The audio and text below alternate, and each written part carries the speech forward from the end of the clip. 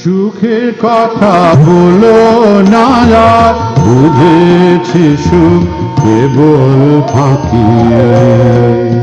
দুঃখে আছি ভালো, দুঃখে আমি ভালো থাকি। সুখের কথা বলো না আর, বুঝেছি সুখ কেবল ফাঁকি। দুঃখে আছি ভালো, দুঃখে আমি ভালো থাকি। সুখের কথা বলো না আর, বুঝেছি সুখ কেবল ফাঁকি।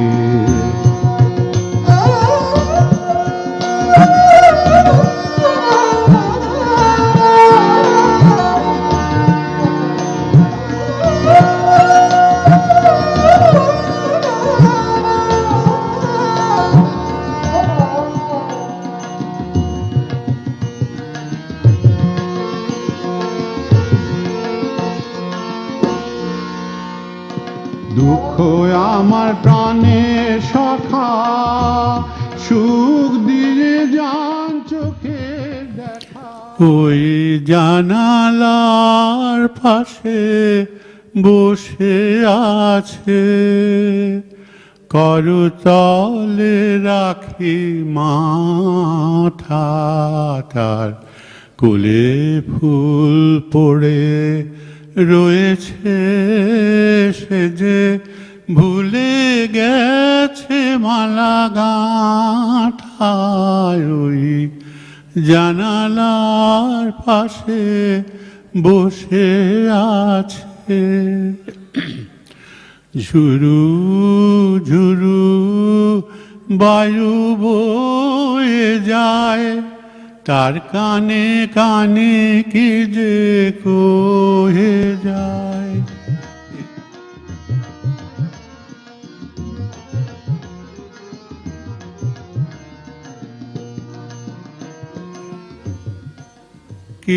কিছুই তো হলো না, সেই সব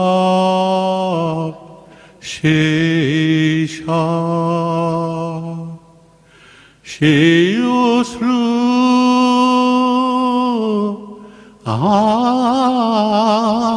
আকার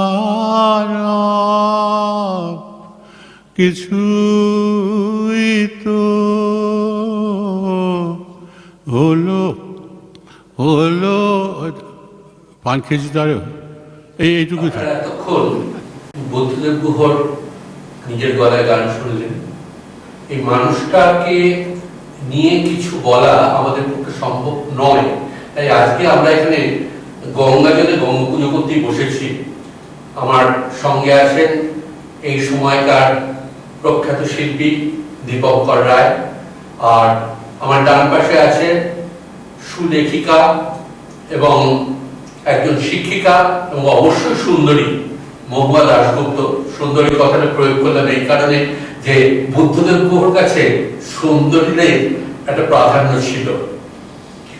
বুদ্ধদেব গুহ সম্বন্ধে বলতে গেলে শুধু একটাই কথা বলা যায় যে তিনি ছিলেন আমাদের সকলের থেকে আলাদা, মানে একজন বাঘের মতো একাকী নিঃসঙ্গ, কিন্তু এটা তার মধ্যে তিনি উদাসীন ছিলেন, কিন্তু খুব একটা রাজকীয় ভাব ছিল। তিনি সকলের সঙ্গে ঠিক পা মিলিয়ে চলার মতো চলতে পারতেন না, তার কারণ তার বোধ শক্তি ছিল প্রচন্ড তীব্র। তবে তিনি ছিলেন প্রচন্ড স্পষ্টবাদী, সোজা কথা সোজা করে বলতেন। আমার এই মুহূর্তে মনে পড়ছে শুভদাস দত্ত, মানে শুভদার একটা কবিতা, যে সেই কবিতাটা মনে হয় অ্যাপ্রোপ্রিয়েট বুদ্ধদেব গুহর জন্য বোধহয় লিখেছিলেন, মনে হচ্ছে এখন, যে আমি স্পষ্ট বলতে কষ্ট পাই না ভ্রষ্টজনের হাটে, আমি ভয় পাই না কবে রাজা আমার মাথা কাটে, আমি বেড়াল বলি বেড়ালকে আর সাপকে বলি সাপ, আমি বড় জুতোয় পা গলাই না, জানি নিজের মা। বুদ্ধদেব গুহ বোধহয় না, বুদ্ধদেব গুহ সত্যিকারে নিজের মাপ জানতেন। সেই জন্য ওই মানুষটাকে নিয়ে গত সপ্তাহে জন্মাষ্টমী আগের দিন সন্ধ্যাবেলা রাত্রিবেলায় তিনি চলে যান, অথচ কি অদ্ভুত দেখুন কাকতালীয় ঘটনা, জন্মাষ্টমীর সঙ্গে কোথায় বুদ্ধদেব গুহর একটা মিল আছে। তার কারণ জন্মাষ্টমীর দিন আমরা যার পুজো করি নন্দলালা শ্রীকৃষ্ণ, বুদ্ধদেব গুহর ডাক নাম ছিল লালা। তার ঠাকুমা, তুমি তো পড়েছো রিভু দেখেছো, তার ঠাকুমা নাম অপূর্বের দিদিমা, দিদিমা তার নাম রেখেছিল নন্দলালা। সত্যিকারেরই আমরা সকলে তাকে আলাদা বলতাম, সত্যিকারের যেটা বলতে হয় যে এই যুগের তিনি কৃষ্ণই ছিলেন। তাকে আমরা সেভাবেই পেয়েছি। বিশেষ করে বাংলার পাঠক পাঠিকা যারা কিশোর কিশোরী, যুবক যুবতী এবং বৃদ্ধ বৃদ্ধা যারা, প্রৌঢ় প্রৌঢ়া যারা, তারাও কিন্তু বুদ্ধদেব গুহর প্রচন্ড অনুরাগী। এটা অস্বীকার করার কোনো উপায় নেই আমাদের। তাই আজ আমরা এখানে আলোচনায় বুদ্ধদেব গুহর কোনো একটা ছোট গল্প পাঠ করবে মহুয়া। দীপঙ্কর বাবু বারবার বুদ্ধদেব গুহর মানে সঙ্গে সাক্ষাৎ হয়েছে, বুদ্ধদেব গুহর জঙ্গলমহল নিয়ে তিনি ছবি এঁকেছেন, ইলাস্ট্রেশন করেছেন, সেইগুলো দেখাবেন। আমি জানি না, মানে যা মনে আসবে তাই বলবো আমরা। তার মধ্যে বলিনি যে বুদ্ধদেব গুহকে আমার মাঝে মাঝে মনে হয় যে আমি যদি নারী হতাম তাহলে নির্ঘাত বুদ্ধদেব বাবুর প্রেমে পড়তাম। এর উপায় নেই আমার না এ করে, কারণ এই যুগের যেসব সাহিত্যিকদের আমি দেখেছি কাছ থেকে, তার মধ্যে দুটো মানুষ, এক নারায়ণ সেননাথ আর এক বুদ্ধদেব গুহ, এই দুজনের বারবার আমি প্রেমে পড়েছি। তো বুদ্ধদেব গুহকে আমি গতকালই বসে একটা চিঠি লিখছিলাম যে আমি যুবতী, আমি এই ভেবে যাকে সেটা আমি পড়ে শোনাচ্ছি, পড়ছি। তার আগে আমি অনুরোধ করবো মহুয়াকে, যে মহুয়া তোমার যে অভিজ্ঞতা বা তোমার যে তুমি একজন বুদ্ধদেব গুহর পাঠিকা হিসেবে তাকে কিভাবে দেখেছো একটু যদি আমাদের শোনাও। নমস্কার। আজ আমরা সকলে একত্রিত হয়েছি নাকি বুদ্ধদেব গুহর স্মরণ সভা। স্মরণ সভা কথাটা বলাতে আমার আপত্তি আছে, স্মৃতিচারণ বলি। কারণ যে মানুষটি এত প্রাণবন্ত এবং এত ভাস্বর হয়ে আছেন আমাদের মধ্যে তার শব্দ দিয়ে, এবং হয়তো মানুষের জাগতিক জীবনে মৃত্যু আসতে পারে কিন্তু অক্ষরের কখনো মৃত্যু হয় না, শব্দের কখনো মৃত্যু হয় না। শব্দ সবসময় অমর, ব্রহ্ম। তো সেই ব্রহ্ম যিনি সৃষ্টি করেছেন, তো সেই স্রষ্টাকে আমি প্রথমেই প্রণাম জানাই। আর প্রথমেই একটা কথা বলি যে এমন একজন মানুষ বুদ্ধদেব গুহ, তাকে পুরোটা জানি বা তার সৃষ্টি পুরোটা করেছি এই কথা বলার ধৃষ্টতা আমার নেই, আমাদের কারোরই নেই। কিন্তু আমার খুব মনে হলো, পড়েছি আমি বুদ্ধদেব গুহকে আমার মতো করে, সাধারণ 8-5 জন পাঠক যেভাবে পড়েন, কিন্তু খুব সত্যি কথা আশ্চর্য অভিজ্ঞতার মধ্যে দিয়ে গিয়েছি। আমি দাদাকেও বলছিলাম সে কথা, যে একজন লেখকের যেদিন মৃত্যু হলো জন্মাষ্টমী তিথিতে, একজন গভীর পাঠকের জন্ম হলো। মানে আমি এত গভীর ভাবে বুদ্ধদেব গুহকে আগে কিন্তু বুদ্ধদেব গুহকে নিয়ে ভাবিনি। তো লেখক চলে যাওয়ার পরে তার সৃষ্টির পাতা উল্টাতে উল্টাতে মনে হলো ঠিক এই জায়গাতেই একজন লেখকের সার্থকতা, এবং এই জায়গাতেই একজন লেখক অমর হয়ে যান, যে তিনি চলে যাওয়ার মুহূর্ত থেকে তার আবার নবজন্ম হলো, জন্মান্তর নয়, নবজন্ম। তো বুদ্ধদেব গুহ সম্পর্কে এমনি সাধারণ আলোচনা তো সকলেই জানি আমরা, তার জন্ম, তার বেড়ে ওঠা অথবা তার শিক্ষাগত জীবন সমস্তটাই আমাদের জানা। আমার খুব মনে হয় যে বিদেশি সাহিত্যে যেমন জঙ্গল বা শিকার তার প্রাধান্য ছিল, যে সময় বুদ্ধদেব গুহ লিখছেন সেই সময় কিন্তু তিনি অনন্য। কারণ ওই সময় বহুকাল আগে বঙ্কিমচন্দ্র চট্টোপাধ্যায়ের দাদা সঞ্জীব চন্দ্র চট্টোপাধ্যায় পালামুমের পথে লিখেছিলেন, সেখানে বন জঙ্গলের প্রসঙ্গ ছিল। আবার পরবর্তীকালে যখন বিভূতিভূষণ বন্দ্যোপাধ্যায় আসছেন এবং তখন চাঁদের পাহাড়ে তিনি না গিয়ে, চাঁদের পাহাড় আফ্রিকায় না গিয়ে লিখে ফেলছেন, এবং পরে বুদ্ধদেব গুহ এই প্রসঙ্গে বলছেন যে আমি যদি 1000বার আফ্রিকাতে যেতাম তাহলেও আমি এমন একটা সৃষ্টি করতে পারতাম না, বিনয় করে বলছেন আমরা জানি। কিন্তু তাহলেও ওই বিভূতিভূষণের পরে আরণ্যক বা অরণ্য প্রকৃতিকে বিভূতিভূষণ যেভাবে দেখেছেন, বুদ্ধদেব গুহ কিন্তু অন্যরকম ভাবে জঙ্গলকে নিয়ে এলেন। এবং যখন বারবার বিভূতিভূষণের সঙ্গে তার তুলনা করা হচ্ছে, তিনি কিন্তু দৃপ্তভঙ্গিতে বলছেন যে বিভূতিভূষণ প্রকৃতিকে মা হিসেবে দেখেছেন, আমি প্রেমিকা হিসেবে দেখেছি। ঠিক। তো ঠিক এই জায়গা থেকে অন্য একজন বুদ্ধদেব গুহ, অন্য একজন লেখক আমাদের কাছে আসছেন, আমাদের সামনে রয়েছেন। তো বলার ধৃষ্টতা তো আগেই বললাম খুব নেই। আমি না কতগুলো, যেমন নাটক হওয়ার সময় সেই সাদা আলো পড়ে না, কয়েকটা ফ্ল্যাশ, আমার ভাবনায় বুদ্ধদেব গুহ যেভাবে এসেছেন, আমি শুধু ওই কতগুলো ফ্ল্যাশ লাইট ফেলতে চাই আপনাদের সামনে, যে আমি যেভাবে ভেবেছি।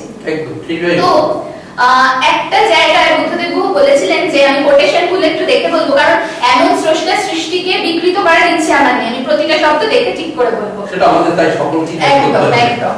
জীবনভর নরম সাদা পটে আঁকতে চেয়েছিলেন তিনি মানব প্রেমের গল্প, আর যার পশ্চাৎপটে থাকবে কোমল রঙের প্রতিফলন, গভীর বিশ্বাস। এই যে কোমল রঙের প্রতিফলন যেটা বলছেন না, আমার মনে হলো এই জায়গাটাই জঙ্গল। এত কোমল, এত সুন্দর নীল সবুজের চিত্র আর কোথাও নেই। এবং ওই যে বিশ্বাস, উনি বারবার ওনার সাহিত্যে বলছেন যে সব থেকে বিশ্বাস করা যায় বন্য প্রাণীদের এবং আদিম যে জনজাতি তাদের, কারণ আমাদের শহরের যে ইটকার জঙ্গল, আমাদের মধ্যে বিশ্বাসের গভীরতাটা নেই। তো এই জায়গা থেকে হয়তো তার জঙ্গল বেছে নেওয়া। এবং পড়েছি একটা জায়গায় যে তিনি হাজারিবাগ এলাকায় ছিলেন, এবং হাজারিবাগ এলাকায় প্রথম তার অরণ্য প্রকৃতির সঙ্গে প্রথম তার দেখা হলো, এবং সেখানে নাকি তিনি 10-12 বছর বয়সে বাঘও দেখেছিলেন। আর 10 বছর বয়সে বাবার সঙ্গে শিকারে, একেবারে বাবার সঙ্গে শিকারে গিয়ে উনি বাঘ দেখেছিলেন টিলার উপর। পরবর্তীকালে রিজুদার অনেক গল্পে ওই টিলার উপর বসে থাকা নিঃসঙ্গ নির্জন বাঘ অনেকবার আসছে। এবং আমার খুব অদ্ভুত লাগে যে এমন একজন লেখক যার লেখা থেকে টুরিস্ট স্পট উঠে এসেছে। তো ম্যাকলাক্সিগঞ্জে একদমই তাই, মানে আমরা যে বাড়িবসিতে যাওয়া যায় বা সেই বাড়িবসি, বাড়িবসি, বুদ্ধদেব গুহর বই পড়ে আমি মনোহরপুর গেছি, সারাংগায় গেছি, কোয়েল পাড়া কোয়েনা নদী দেখতে গেছি। সেটাই মানে একজন লেখক তিনি একাধারে লিখছেন, শিকার করছেন, আবার টুরিস্ট স্পটের জন্ম দিচ্ছেন। এবং যখন তিনি তার একটি উপন্যাসে, সম্ভবত উপন্যাসের নামটা আমার এই মুহূর্তে মনে পড়ছে না, মাকে চিঠি লেখা রয়েছে, দীর্ঘ চিঠি, এবং ওখানে ওই ম্যাকলাক্সিগঞ্জের উল্লেখ রয়েছে। এবং বুদ্ধদেব গুহ নাকি নিজেও ম্যাকলাক্সিগঞ্জে মায়ের জন্য একটি বাড়ি কেনেন, এবং মায়ের থাকা হয়নি বলে পরবর্তীকালে উনিও আর থাকতে পারেননি। তো এই যে টুকরো টুকরো আবেগগুলো, এবং বুদ্ধদেব গুহ প্রতি মুহূর্তে বলে চলেছে যে আমার নিজের জীবন আমার সাহিত্যে রয়েছে। এতটা অকপট সাহিত্যিক না সত্যি সত্যি বাংলা সাহিত্যে খুব কম রয়েছে। দাদাই আমাকে সেদিন বলছিলেন। একটা কথা বলি, বুদ্ধদেব গুহ বারবার বলছেন যে আমরা এমন একটা দেশে জন্মেছি যে এখানে সব সত্যি কথা তো অকপটে বলা যায় না। এই জন্য আমার চরিত্রের মধ্যে দিয়ে তাদের বলি। ঠিক তুমি কথাটা তুললে বলি, তাকে আত্মজীবনী যখন লিখতে বলা হয়েছিল তখন তিনি বলছেন যে দেখো, মানুষ যতই সত্যবাদী হোক না কেন, সব সত্যি বলাটা বড় মুশকিল আমাদের দেশে। আমার খুব ইচ্ছে করে যে জীবনের সত্যি বায়োগ্রাফিটা লিখে কোনো লকারে রেখে চলে যাই। আমার মৃত্যু 50 বছর পরে, যখন আমার স্ত্রী থাকবে না, আমার ছেলেমেয়েরা থাকবে না, তখন সেটা যদি ছাপানো হয়, দেখবে সে একটা অসাধারণ সাহিত্য হবে।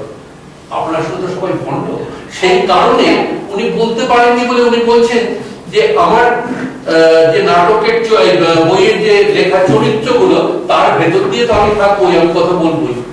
ঠিক এইভাবেই বলছেন উনি। একেবারেই তাই।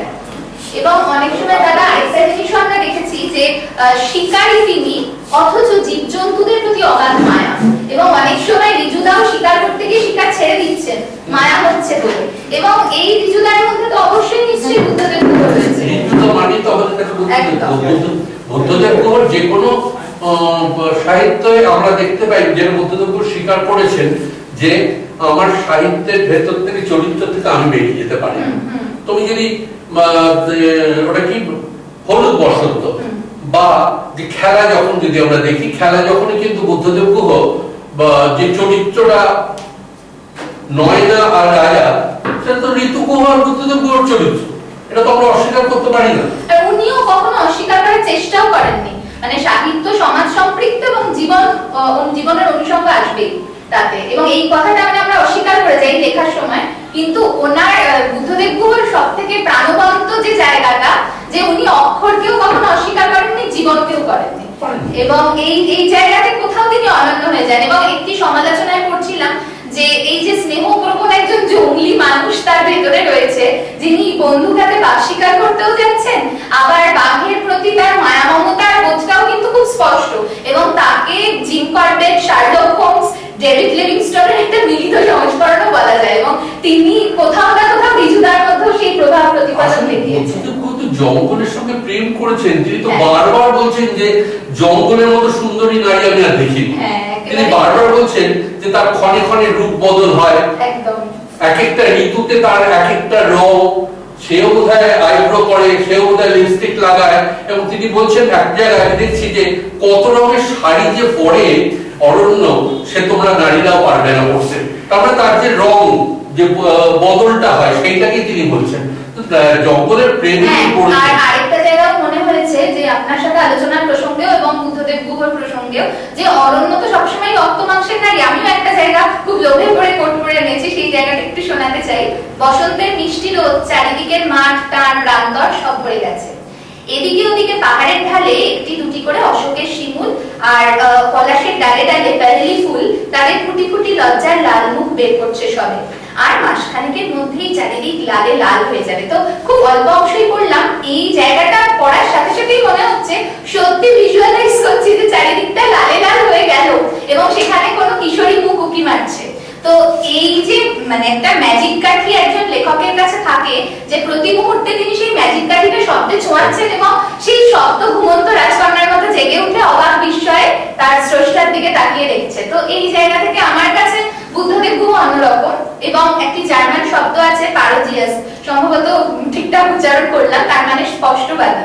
তো এই যে স্পষ্টবাদী চরিত্রের কথাও দাদা বললেন যে তিনি কাছ থেকে দেখেছেন বুদ্ধদেব গুহকে, এটা যেমন সত্যি, লেখক বুদ্ধদেব গুহ, যাকে আজি হতে শতবর্ষ পরেও পাঠ করা হবে, তার সম্পর্কে ওই প্যারোজিয়াস শব্দটা, জার্মান শব্দটা প্রয়োগ করা যায়। তিনি স্পষ্ট বক্তা, কারণ কখনো তাকে সাহিত্যের ক্ষেত্রে বেশি অলংকারের আশ্রয় নিতে হয়নি, বেশি আড়াল চিকের আড়াল দরকার হয়নি, কারণ তিনি তো জীবনের কথা বলেছেন, একদম জীবনের সংরাগে আরক্ত একটা বাস্তব তার সাহিত্যে ফুটে উঠেছে। তো তিনি পাশাপাশি তিনি কিন্তু অনেকগুলো জিনিস আমাদের শিখিয়েছেন, যেমন আমরা হয়তো তুমি আমি গেলে বলতাম একটু মানে শুকনো একটা হাওয়া বয়ে যাচ্ছে, তিনি কিন্তু কোজামারে বলছেন যে প্রস্তার বাইরে দূরে শুকনো নালার মধ্যে দিয়ে বাঘের তাড়া খাওয়া সম্বরের দলের মতো রুখু হাওয়া খেয়ে যাচ্ছে দামাল কলরবে। এই যে হাওয়াটাকে তিনি একটা দামাল কলরবে দৌড়তে দেখছেন, এই ভাষা তো আমরা কখনো শুনিনি বা শিখিনি, কোথাও পাইনি কখনো। আমরা কি কখনো বলতে পেরেছি যে চাঁদে ধোয়া জঙ্গল?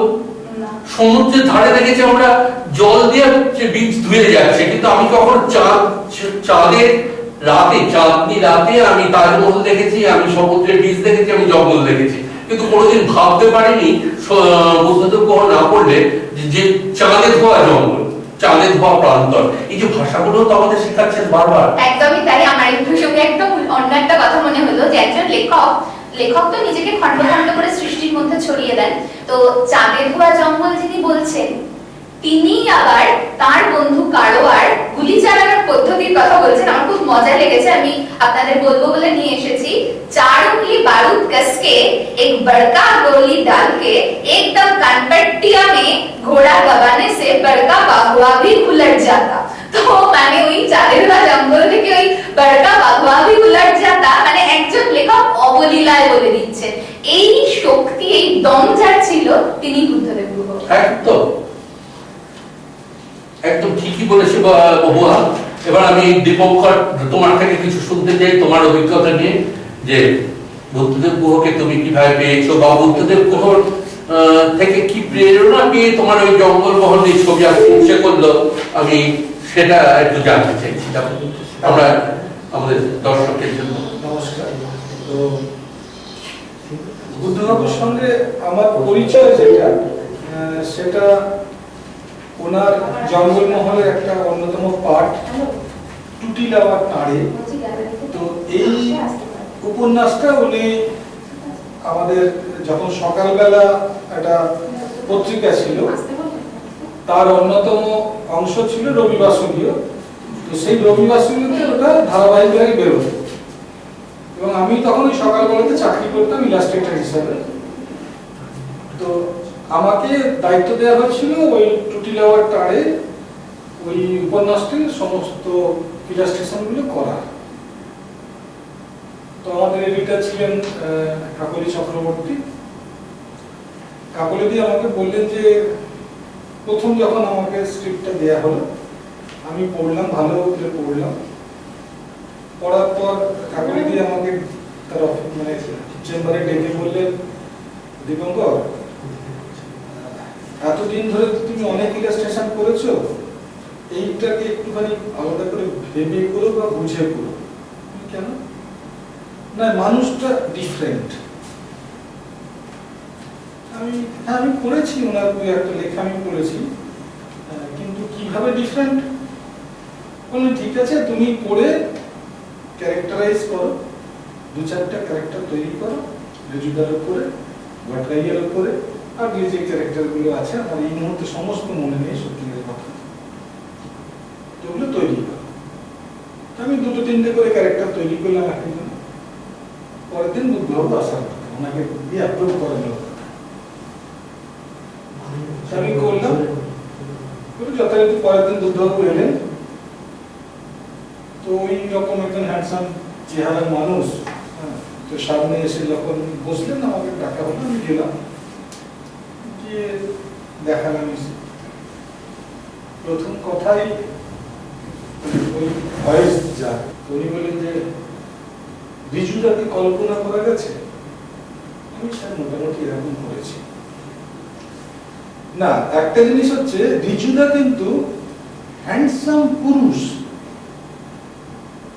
কিন্তু বিদেশি নয়, এটা মাথায় রাখতে হবে। তো আমি তার মধ্যে যে 3-4টে ক্যারেক্টার তৈরি করেছিলাম, একটা বিদেশি ছাপ ছিল। প্রথমে ওটা রিজেক্ট হলো। তারপরে বললেন যে না, হ্যান্ডসাম, সুঠাম, কিন্তু ফ্যাটি না। আর একটা বাদ গেল, টুপির ক্যারেক্টারটা চেঞ্জ হবে। আমি একটু হ্যাটটা একটু অন্য টাইপের হয়েছিল। এই কারণে রিজুদা তো ঠিক এই হ্যাটটা নিজে যেমন করতেন, এই হ্যাটটাই রিজুদার একদম জন্য উনি বেঁচেছিলেন। যে কারণে এইখানে তোমরা একটা বই দেখবে রিজুদার, হ্যাঁ ওই যে তিন রিজুদা, কোথায় এই যে 3 রিজুদার যে টুপিটা, এই টুপিটার সঙ্গে এই যে রিজুদার এই ছবিটার টুপিটা, এখন আমি এই টুপিটা দিয়ে করেছিলাম, মানে যার 4টের মধ্যে একটা এটা ছিল, ওটাকে সিলেক্ট। এবং রিজুদাকে কিন্তু যে বুদ্ধদেব গুহকে আমরা দেখেছি এই পাইপ মুখে দিয়ে, রিজুদার চরিত্রে কিন্তু সেই পাইপটাই ওইভাবেই থাকতো। একদম একদম একদম। তো যাই হোক, আমি তৈরি করলাম সমস্ত কিছু, তো উনি খুশি হয়েছিলেন এবং টোটালটা করলেন। এই একবারই যে আমার সঙ্গে পরিচয়।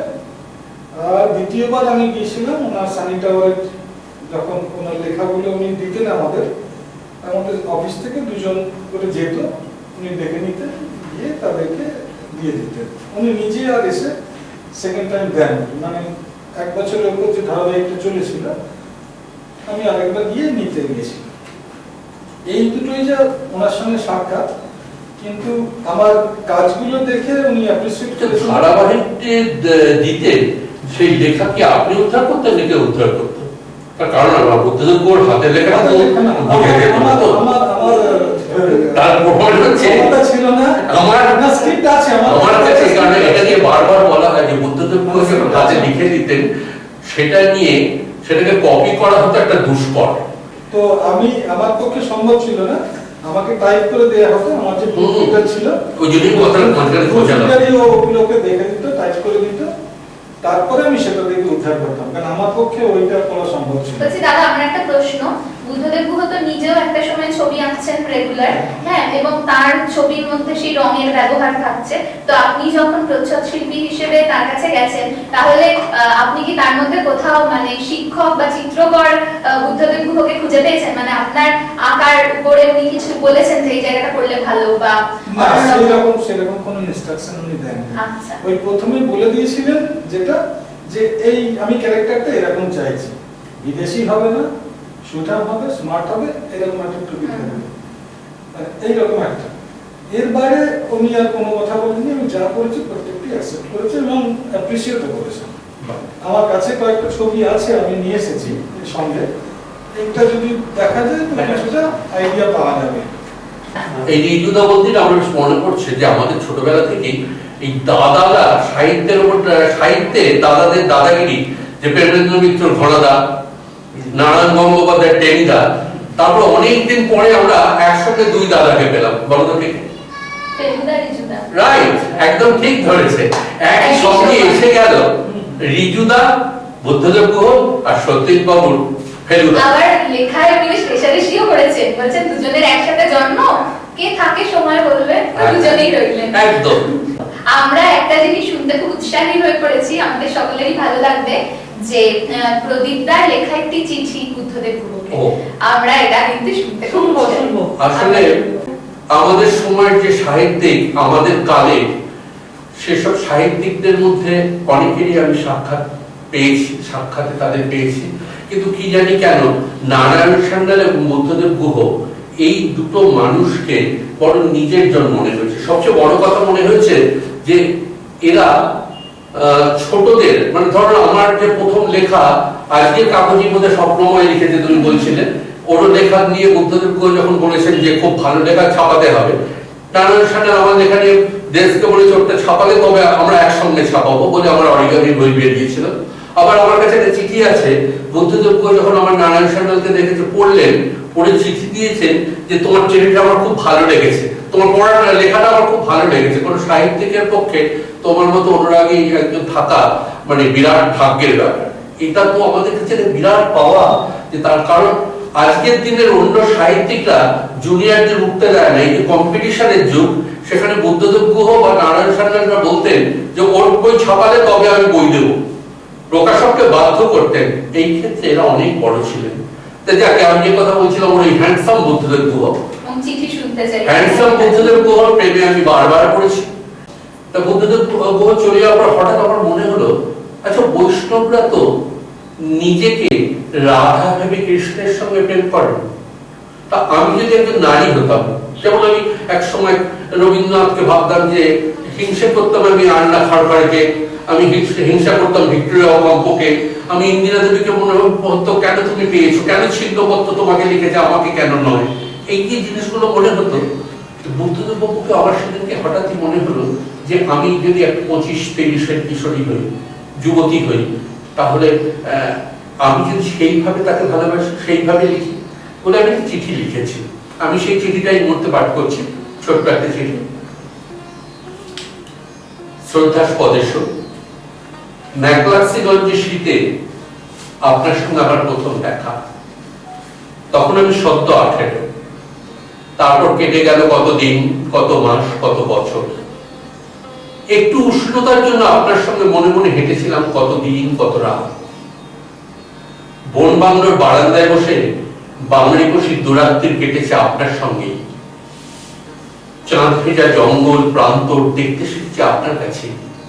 প্যাঁচার ডাক, মাঝে মাঝে পিটিস ঝোপ, কুঁচ ফুলের গাছ, এসব তো আপনি চিনিয়েছেন। আপনি তো চিনিয়েছেন মহুয়া গাছ, বাদিকে ওই নাট্টা পাহাড়, কঙ্কাবতীর রাস্তা, সামনে দূরে কয়েক ঘর ওরাওদের গ্রাম। ওদের সহজ সরল জীবন, পেট ভরে দুবেলা খেতে না পাওয়া মানুষগুলোর মুখের অকৃত্রিম হাসি, আর যতদূর চোখ যায় শুধু হলুদ আর হলুদ, সর্ষে আর সরবুজার ক্ষেত। এই সবই তো আপনি দেখিয়েছেন।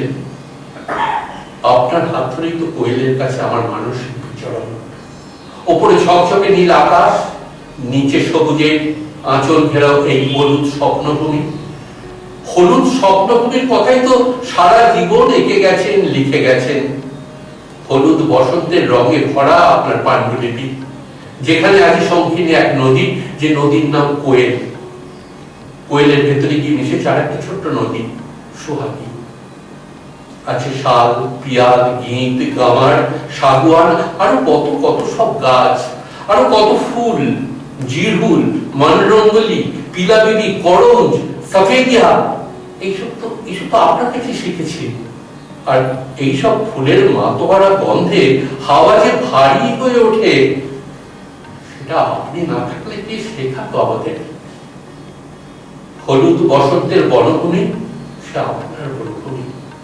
শ্রদ্ধাস্পদ, আপনার এক একটা উপন্যাস আমার জন্মের আগে লেখা, অথচ কি আশ্চর্য হয়ে ভাবি আমার এই 25 বছরের জীবনের সাথে কি করে মিলে যায়।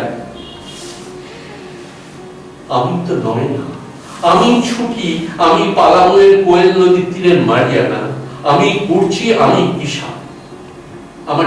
আমার জন্মের আগে কি করে আমার কথা লিখলেন আপনি? আমি পড়তে পড়তে পাগল হয়ে যাই। কোজাগর মাধুরী সব চারপাশে স্রষ্টা, আপনি আমার পৃথু, আপনি আমার অরি, চাপরাশের চারণ, তার মধ্যে আপনাকে খুঁজে ফিরি। বনভূমির প্রাণী কীট পতঙ্গের সহচর, না চেনা কত সব চিনিয়ে দেওয়ার জন্য আপনাকে প্রণাম। প্রিয় লেখক, আমরা এসেছি সোহাগী নদীর কূল থেকে, ম্যাকলাক্সিগঞ্জের নির্জন পাদদণ্ডী পথ করে সমস্ত জীবন ঘুরে এসেছে আপনার কাছে। আপনার হলুদ, নীল, 7 রঙের বসন্তের বই আমাদের বিভোর করে রেখেছে এখনো। আপনি হলুদ বসন্তের সেই আশ্চর্য পুরুষ, যে ভরিয়ে রেখেছে আমাদের এই রংহীন জীবনকে। আমাদের বসন্ত দিন আপনার কলমে। কেন চলে গেলেন কবি? কি চেনাবে হরিণের ডাক, বসন্ত বাউলে আরো পাখিদের নাম, তাদের স্বর, কোনটা তাদের প্রেমের ডাক আর কোনটা রাগের, কে বলে দেবে এখন? বলে যাও কবি। মাফ করবেন, আমি আবেগপ্রবণ হয়ে পড়েছিলাম। আসলে চিঠিটা আমি মন থেকে লিখেছি। আমি প্রথমত বলি, দাদাকে একটু সময় দিচ্ছি আমরা, যেহেতু ব্যক্তিগত সংযোগও রয়েছে, এবং কোথায় সহৃদয় পাঠককে এই চিঠিটিও ছুঁয়ে গেল। এবং এই প্রসঙ্গে আমার একটু অন্য কথা মনে হলো। আলোচনা সূত্রে বলি যে সাহিত্যে এপিস্টলারি, মানে আমাদের যে পত্র সাহিত্য, এটা কিন্তু একটা গুরুত্বপূর্ণ ব্যাপার। বাংলা সাহিত্যে পত্রকাব্য, পত্র সাহিত্য বলতেই আমার মধুসূদনের বীরাঙ্গনা মনে পড়ে, যেটা অভিজ্ঞের হিরোইক্স থেকে অনুকরণে উনি লিখেছিলেন। এবং তার পরবর্তীকালে মানে উপন্যাসের মধ্যে চিঠি রয়েছে বা এপিসোডগুলোর মধ্যে চিঠি রয়েছে, কিন্তু বুদ্ধদেব গুহ যেভাবে মানে একটা গোটা বই চিঠির আকারে লিখেছেন, হ্যাঁ, চানভারে গান, এগুলো কিন্তু সব চিঠির আকারে এবং এত বাস্তব, এত সুন্দর। এবং আজকে দাদা আপনি যে চিঠি লিখলেন তাকে অবশ্যই আমার বিশ্বাস, আমি খুব বিশ্বাস করি এই বিষয়গুলোতে, যে তিনি কোথাও না কোথাও এই চিঠি তার কাছে পৌঁছেছে, তাকে ছুঁয়েছে। তো এই পত্র সাহিত্যের জায়গাতেও কিন্তু বুদ্ধদেব গুহ অনন্য। এই একটি প্রসঙ্গ। আর আরেকটি প্রসঙ্গ মনে হলো যে চিঠির একদম শেষে, বেশিরভাগ তো গদ্য লিখেছিলেন উনি, কবি বললেন উনি, যে যদি মনে মনে একজন লেখক কবি না হতেন, তাহলে এই রকম জঙ্গলের বর্ণনা বা এই রকম উপন্যাসের গদ্যের চাল হতো না, চলন হতো না। কবি না হলে তার এত বড় প্রেমিক হতে পারতো না, হতে পারতেন না। আরেকটা আমি দাদাকে জিজ্ঞাসা করছি জানার জন্য, যে লালা মিয়ার শায়েরি, ওনার একটি ছোট্ট কবিতার বই দেখলাম, লালা মিয়ার শায়েরি, এবং সেখানে একটি ছোট্ট কবিতা আমার এই প্রসঙ্গে মনে পড়ছে, উনি পুরোটা মনে নেই, কিন্তু মুখোশ বলে একটা শায়েরি ছিল, খুব আশ্চর্য। এবং তারপরেই আমরা পরের প্রসঙ্গে চলে যেতে পারি জানার জন্য, যে মুখোশ শায়েরিতে তিনি বলছেন, মিয়ার মুখোশ, বিবির মুখোশ, ছেলের মুখোশ, মুখোশ চাই, মুখোশ বলা যাচ্ছে হেঁকে, লেঙ্গে মুখোশ হাতেম তাই, পাকড়ো পাকড়ো বললে মিয়া, পাকড়া দেখে বাকড়ায়, হরঘড়ি সব মুখোশ বদল, বেরং মুখোশ মুখ গায়ে, আসলি সুরত কেউ যে ইয়ার চায় না দেখতে দুনিয়ায়, ছিঁড়লে মুখোশ দেখবে গিধার, শীষ দেবে না আরমুনিয়ায়, আব্বাজানের মুখোশ উদার, কামিনাদের মুখোশ হাসে, মুখোশ যখন খোলে আশিক, মাসুক তখন পালায় ত্রাসে, দেছে ক্ষুধা একটাই মুখ, কিন্তু সে মুখ দেখায় কাকে, গোসল খানায় আয়না ছাড়া দেখানো যায় শুধুই মাকে। এখন এই মা জীবনের প্রথম নারী, প্রকৃতি, প্রেমিকা, স্ত্রী, সব মিলেমিশে কিন্তু বুদ্ধদেব গুহের মনের মধ্যে একাকার হয়ে গিয়েছিল। মনে হয় টুকরো টুকরো সাহিত্যের জায়গাগুলো পড়তে। এই যে দাদা একটু মুখ, এই যে বুদ্ধদেব গুহর দ্বিচারিতা তো একটা মনের মধ্যে ছিল, জঙ্গলের মানুষ, বুদ্ধদেব গুহর দ্বিচারিতা ছিল, দ্বিচারিতা না, মানে আমি বলতে চাইছি শব্দ প্রয়োগটা ভুল হলো, যে দুটি মানুষ তার মধ্যে বাস করতেন, একজন, দুটি সত্তা, আমার প্রয়োগ ভুল হলো, ক্ষমা করবেন। সেটা হলো যে একজন জঙ্গলের মানুষ এবং তিনি অনায়াসে মিলে যাচ্ছেন সাহিত্য সভায়। তারা আকণ্ঠ মদ্যপান করেছেন, তাদের কোনো বিকার নেই, সেখানে তাদের নিয়ে যাওয়া হয়েছে একটি খোলা মাঠে, উনি গলায় স্যুট প্যান্ট পরে মাদল ঝুলিয়ে উনি নাচছেন। এবং লেখকদের এইসব কাণ্ড দেখে, মানে সমরেশ বসু সব ছিলেন, সুনীল গঙ্গোপাধ্যায়, তাদেরকে ওই জায়গা থেকে সরিয়ে নিয়ে যাওয়া হচ্ছে, গাড়ি ছেড়ে দিয়েছে। তখন দেখা যাচ্ছে যে সবাই আছে, বুদ্ধদেব গুহ নেই। আবার গাড়ি পিছন দিকে ফিরলো এবং দেখা গেল তিনি একজন বৃদ্ধ মাতালের সঙ্গে বসে খাটিয়ায় বসে মনে আনন্দে সুখ দুঃখের গল্প করছেন। তো এই যে দুটি মানুষের কথা একটু বলুন। তারপরে একটা কথা, আবার আমি আমার নিজের কোনো কথা নেই, বুদ্ধদেব গুহ তুমি যে কথাটা বললে, যে তিনি কিন্তু বারবার লিখেছেন, রিপুট দ্বিতীয় পর্বটা যে তুমি পড়ো তাতে লিখছেন, জীবনের বন্ধুতার সঙ্গে বৃত্ত, তথাকথিত শিক্ষা, বয়স, দেশ, প্রদেশের সাযুজ্যকে কোনোদিন বড় বলেই মনে করিনি। তাই পানওয়ালা, বিড়িওয়ালা, সংসাওয়ালা, জুতোর দোকানি, ঘড়ি সারাইওয়ালা, ছুতোর, মুচি, কুলি, কামিন সকলেইকেই বন্ধুরূপে পেয়েছি।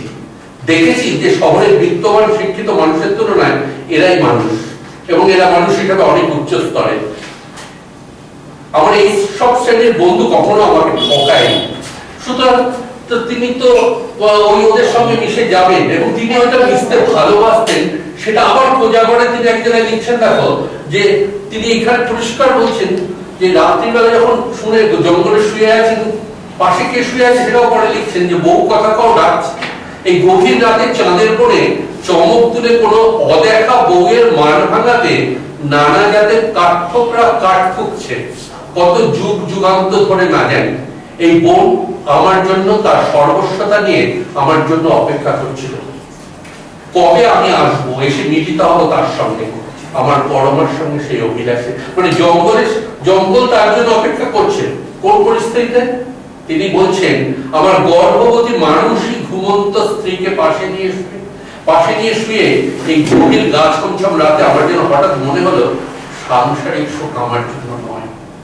আমি সংসারে নই, তার চেয়ে বড় কিনা জানি না, তবে তার চেয়ে অনেক গভীরতর কোনো কিছুর সঙ্গে আমার জন্মান্তরের যোগ ছিল।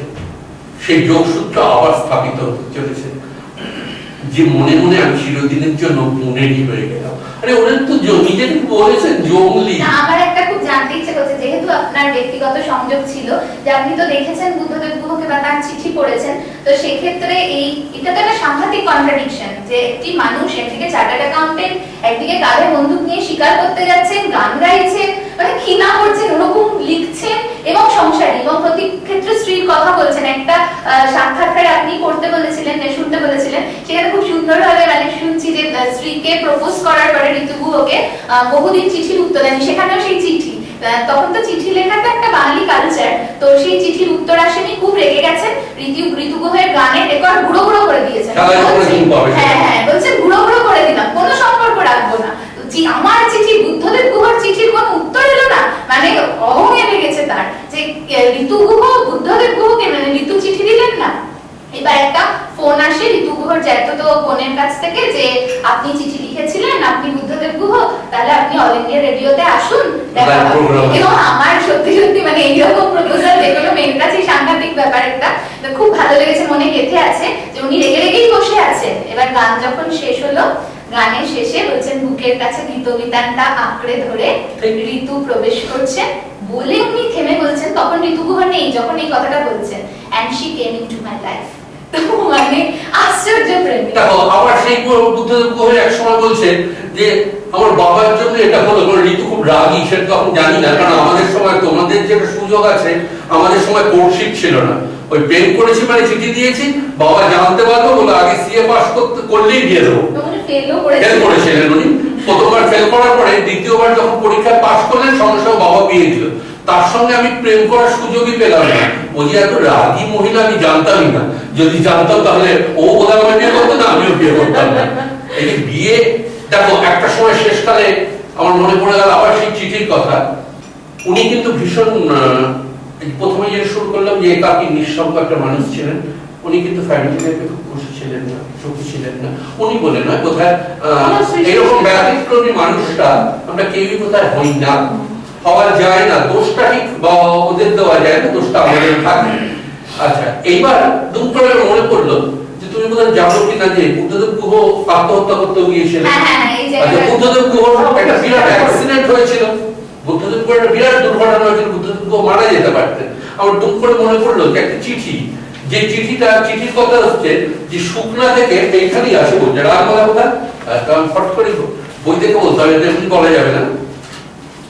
শুকনা থেকে তার একটা দুর্ঘটনা ঘটেছে ভেবে দেখো, সেই দুর্ঘটনার পরে সে তার মেয়েকে, ছোট মেয়ে, বড় মেয়েকে নিয়ে গেছে, কিন্তু সেখানে গিয়ে তার একটা অ্যাক্সিডেন্ট হলো, কিন্তু সেই অ্যাক্সিডেন্টের পরে তার মনের ব্যথা সে মজার ছলে বলছে। মজার ছলে কিভাবে? প্রথমেই বলছে যে সোনু রে সোনু, ছোট মেয়ের নাম সোহিনী, তাকে সোনু বলে ডাকতেন। সোনু রে সোনু, তোমাদের এবং বিশেষ করে তোমার মায়ের বড়ই দুর্ভাগ্য যে মরতে মরতে আরো একবার বেঁচে গেলাম। তারপরে বলছে আর্নেস্ট হেমিংওয়ে একবার প্লেন ক্র্যাশ করেও প্রাণে বেঁচে গিয়েছিলেন, পরে আত্মহত্যা করে মরবেন বলে হেমিংওয়ে আত্মহত্যা করেছিলেন। বলছে আমার বউ কপালে বোধহয় সম্ভবত তাই নাচছে। যাকে এরকম শুরু করলাম, আমি এই চিঠিটা পড়ি, একটু শোনো, আমি কেটে কেটেই পড়বো। আমি আর আজীব চিড়িয়া, ভারতীয় আত্মার মতনই আগুন কিংবা অস্ত্র কিংবা স্লিপিং পিল, মানে তার আগে তার স্লিপিং পিল খাওয়া হয়ে গেছে 34-35টা, 7 দিন অজ্ঞান অবস্থা হসপিটালে ছিলেন, তারপরে ফিরে আসেন। বলছে স্লিপিং পিল কিংবা অপমান অসম্মান কিছুতেই এই জীবের বিনাশ নেই। যদি থাকতো তবে নভেম্বরের 3 তারিখে যে ফাঁড়াটা গেল তা কাটার কোনো সম্ভাবনাই ছিল না। তোদের এই অশিক্ষিত আনপড় ইংরেজি না জানা বাবাটার মৃত্যুটা সেলিব্রেট করে তোর একটা জব্বর পার্টি দিতে পারতিস, তাতে বাদ সাধলাম আমি।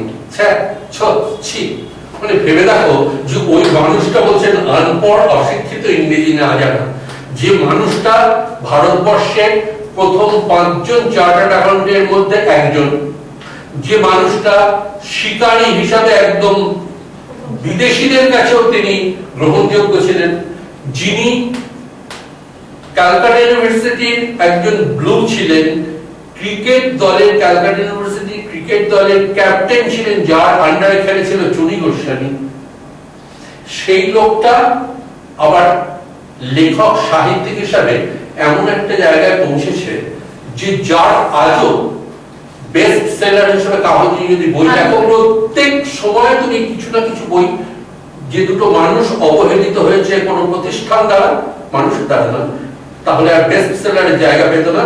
যার কথা বারবার বলে আসছে নারায়ণ সেন এবং বুদ্ধদেব গুহ, প্রত্যেক সপ্তাহে আমরা দেখতে পাই একটা না একটা বই তাদের এখনো বেস্ট সেলারের বইতে থাকে।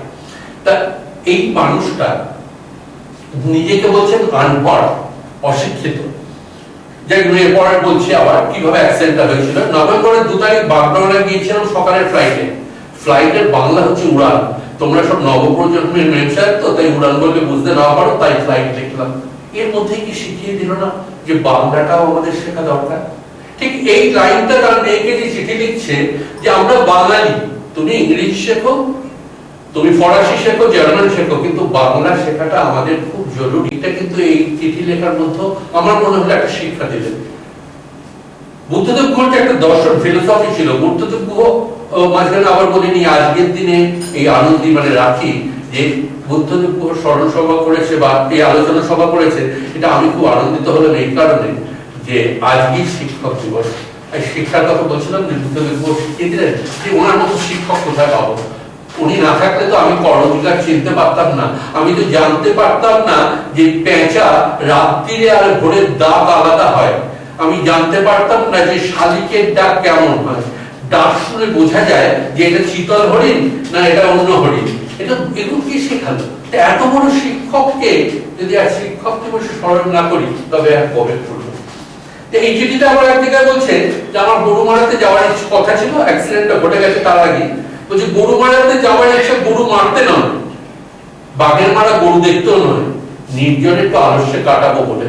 কিন্তু তো দিদির কপাল খারাপ, কারণ বড় মেয়েকে সঙ্গে নিয়ে গিয়েছিলেন। আবার ভালো বলা চলে, কারণ গরু মারাতে থাকা যেমন হলো না, তেমন প্রাণটাও বেঁচে গেল। এই যাত্রা আমার জিপে সে চড়েনি বলে। মৌটুসিও জঙ্গল ভালোবাসে, মৌটুসি একটু বড় মেয়ে। 3 তারিখ মিটিং শেষ হতে হতে প্রায় 2:30 হলো। আমাদের সঙ্গে ছিলেন ধৃতিকান্ত লাহিড়ী চৌধুরী, ধৃতিটা হাতি বিশেষজ্ঞ। শুকনা থেকে শিলিগুড়ি এসে আমরা সেবক রোড ধরলাম। 4টে মারুতি জিপসির কনভয় চলছে। এই পথটা আমার বড় প্রিয়। শিলিগুড়িতে নিয়মিত পেশার সময় এই পথ ধরিয়ে আমি যাতায়াত করতাম। গাড়ির ডিকিতে হাঁড়িতে খিচুড়ি থাকতো আর্মির কম্বলে মোড়া, আর সঙ্গে থাকতো রাম ভক্ত হনুমানের মতো রাম নাম করতে করতে আমরা গিয়ে কোনো বড় গাছতলায় খেতে হতাম। তবে ওখানে কি দেখতাম জানিস, আমরা দেখতাম বড় গ্রেটার ও লেসার হর্নবিল।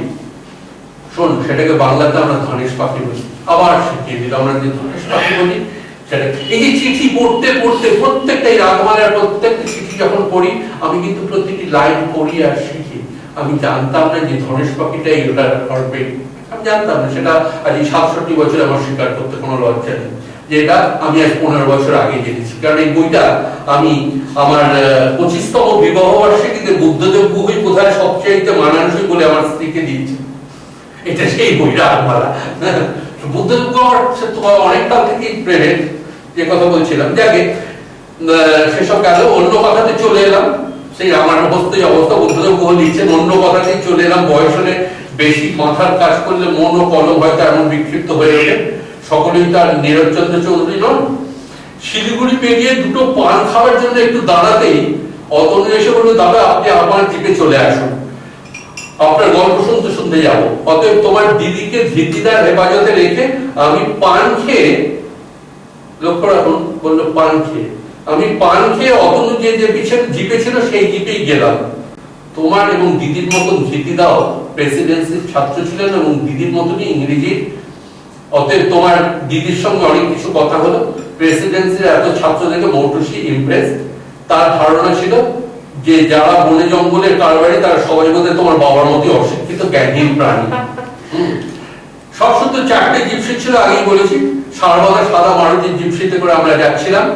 মারুতি জিপসি আমার গরমের মানুষের পক্ষে, মানে বেশ মোটাসোটা হয়েছিলেন, মোটেই সুখকর গাড়ি নয়। আর তার উপরে আবার পায়ের কাছে জায়গাও নেই। পান খাওয়ার 5 মিনিটের মধ্যে অঘটনটি ঘটলো। তোমার মা বলেন যে পান করলেই অঘটন ঘটে, কিন্তু জানতাম না যে পান খেলেও তা ঘটতে পারে। ওই জন্যই পান খাওয়ার কথা বললাম। ড্রাইভারের নাম সুশীল দাস, জলপাইগুড়িতে বাড়ি। তাকে কি শনিতে ভর করলো না সত্যনারায়ণে জানি না, হঠাৎ আমাকে মারবে বলে সেখানে জিপের স্পিড 85-তে তুলে দিল। সেবক রোডের বাঁদিকে আর্মি ক্যাম্প। একটা 1.5 টনের শক্তিমান ট্রাক উল্টো দিক থেকে আসছিল। তার ভাব দেখে মনে হলো সে বলতে চাইছে আপনাকে জানমাল সামলাইয়ে। কোন রকম সিগন্যাল না মেনেই সুশীল দাসকে জলপাইগুড়ির সমরেশ মজুমদার মানে আমাদের লেখক সমরেশ মজুমদার জলপাইগুড়ি থাকে, বলছে সমরেশ মজুমদার কোথায় ওকে লাগিয়েছিল আমাকে মারবার জন্য, বরবাদ করার জন্য। কলকাতা ফিরে ওকে জিজ্ঞেস করতে হবে। যাক, আবার দেখুন যে অ্যাক্সিডেন্টটা হচ্ছে সেই মুহূর্তে বর্ণনা দিচ্ছেন উনি। ওই দুর্বার গতিতে আসতে ব্রেক করে ডিম পাড়ার সময় মুরগির গলার শিং ফুটিয়ে যেমন একটা আওয়াজ করে, তেমনি আওয়াজ করে চাকাতে বাঁকা শ্যামের মতো বাঁদিকে টার্নিং মেরে হামলে গিয়ে পড়লো ওই লরির ওপরে। মুরগি গলা তুলে ডিম পাড়ার সময় যে শব্দ করে তার সঙ্গে গাড়ির ব্রেক পাতার শব্দের তুলনা। দুর্ঘটনার ইম্প্যাক্টে চালক সুনীল দাস এবং আশেপাশে ডিএফও সাহেব সিটকে বাইরে পড়লেন।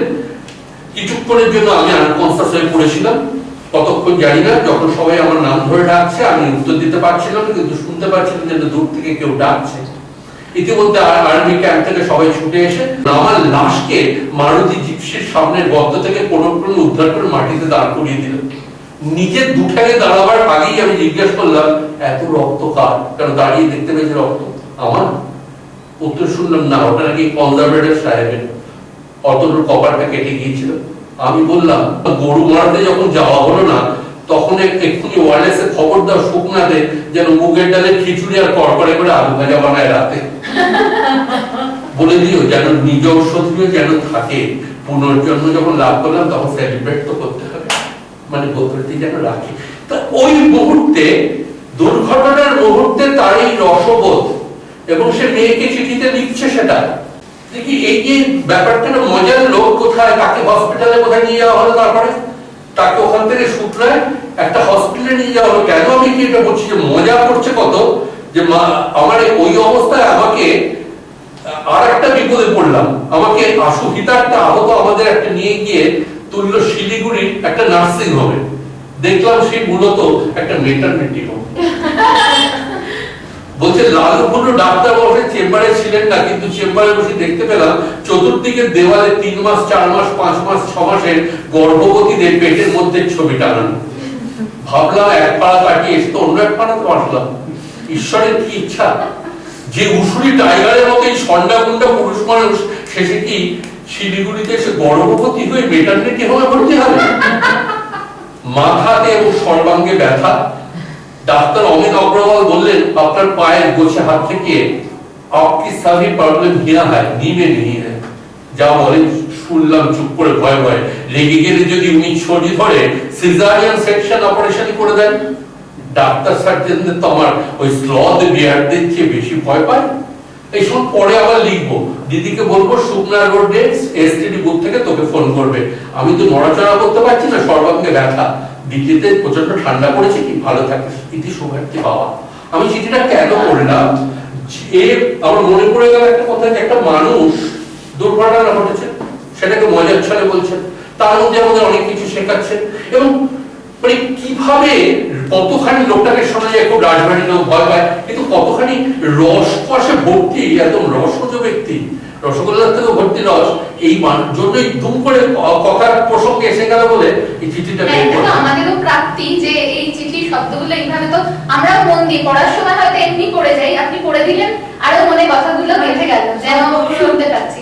আরেকটা প্রসঙ্গ দাদা আমার মনে হয় আত্মহত্যার কথাটা যখন এলো উনি মজা করেছিলেন যে বাংলাদেশে ঘুমের ওষুধগুলোতেও ভেজাল। একদম ওষুধই বলেছিলেন, এই আত্মহত্যা করে 35টা ট্যাবলেট খাওয়ার পরে বললেন বেঁচে ফিরে এলাম। এবং এই প্রসঙ্গে উনি আরেকটা কথাও বলেছিলেন যে ইতালির একজন চিত্র পরিচালক আন্তোনিও, তিনি বলেছিলেন if life is a gift of God then the right to take it away is also a gift of God। তো শিল্পী আত্মহত্যা প্রবণ হয় এবং বুদ্ধদেব গুহ তার ব্যতিক্রম নয়। আর আরেকটা কথা যেটা আপনি বললেন বলার চলে যে আজকে আমার একটা ব্যক্তিগত অভিজ্ঞতা বলি। আমি তো খুবই কম পড়েছি বুদ্ধদেব গুহ, পড়তে শুরু করবো বললাম তো একজন পাঠকের জন্ম হলো তার চলে যাওয়ার দিনে। তো আমি না কোনো গল্প যদি পাঠ করা যায় আমি দাদার সাথেও কথা বললাম, এবং তার আগে আমি বললাম বাড়িতে তো অনেক সংকলন আছে, দেশের সংকলন রয়েছে, অনেক আধুনিক গল্প সংকলন রয়েছে, আমি একটু ওখান থেকে কোনো বুদ্ধদেব গুহর গল্প বেছে নিই। এবং খুব দুর্ভাগ্যজনক এবং খুব মন খারাপ করে এই কথাটা বলছি, একটি সংকলনেও বুদ্ধদেব গুহকে খুঁজে পেলাম না। ওই দেশের মোটা মোটা সংকলন মানে সেরা গল্পের কোথাও বুদ্ধদেব গুহ নেই। এবার আজকে অনেক টেলিপ্যাথি হয়েছে আমাদের সঙ্গে, তো রাখি দিয়ে আমাকে আমরা নিজেরা আলোচনা করছিলাম, কারণ আমাদের প্রজন্মে মানে বুদ্ধদেব গুহকে আমরা পড়েছি কিন্তু এত গভীর ভাবে এভাবে পড়িনি, মানে সাধনার মতো করে। তো আমরা আলোচনা করছিলাম যে ওনার সেরা কীর্তি বা কিছু, তো উনি আমাকে সারস্বত থেকে রাখি দিয়ে একটি উদ্ধৃতি দিয়েছিলেন, এমনি ফোনেই পাঠিয়েছিলেন।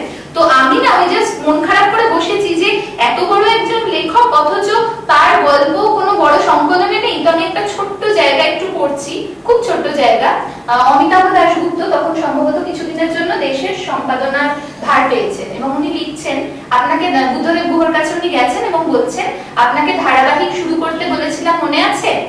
মনে আছে শুধু নয়, প্রায় 50 পাতা লেখাও হয়ে গেছে, উপন্যাসের নামও ঠিক করেছি।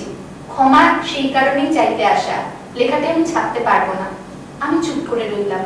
জীবনের দীর্ঘ পথ পেরিয়ে এসে সারস্বত সাধনার ক্ষেত্রে আজ আর কোনো কিছুতেই অবাক হই না। যে জগৎ সরস্বতী তা অত্যন্ত শুভ্রই তো হওয়ার কথা ছিল, কিন্তু সে যে এমন পঙ্কিল এবং কালো তা যতবার জানি ততবারই বুকের মধ্যে ধাক্কা পাই। উনি বললেন আপনি তো জানেনই সুনীল গাঙ্গুলির এই দেশের সম্পাদক হওয়ার কথা ছিল। জানি না, তবে কানাঘুষ হয়ে শুনতাম। তার নিজেরও খুবই আশা ছিল যে কোনো কারণেই হোক তা হলো না। তা যে হলো না শুধু তাই নয়, আমি কোথা থেকে উড়ে এসে জুড়ে বসলাম, তাতে তার ক্ষোভ হওয়া স্বাভাবিক। বললাম তার সম্বন্ধে আমার বিশেষ যোগাযোগ নেই বহুদিন, কিন্তু তার সঙ্গে আমার লেখার সম্পর্ক। উনি বললেন সুনীল আমাকে বলেছেন যে আপনার ধারাবাহিক লেখা ছাপা হলে উনি পদত্যাগ করবেন চাকরি থেকে।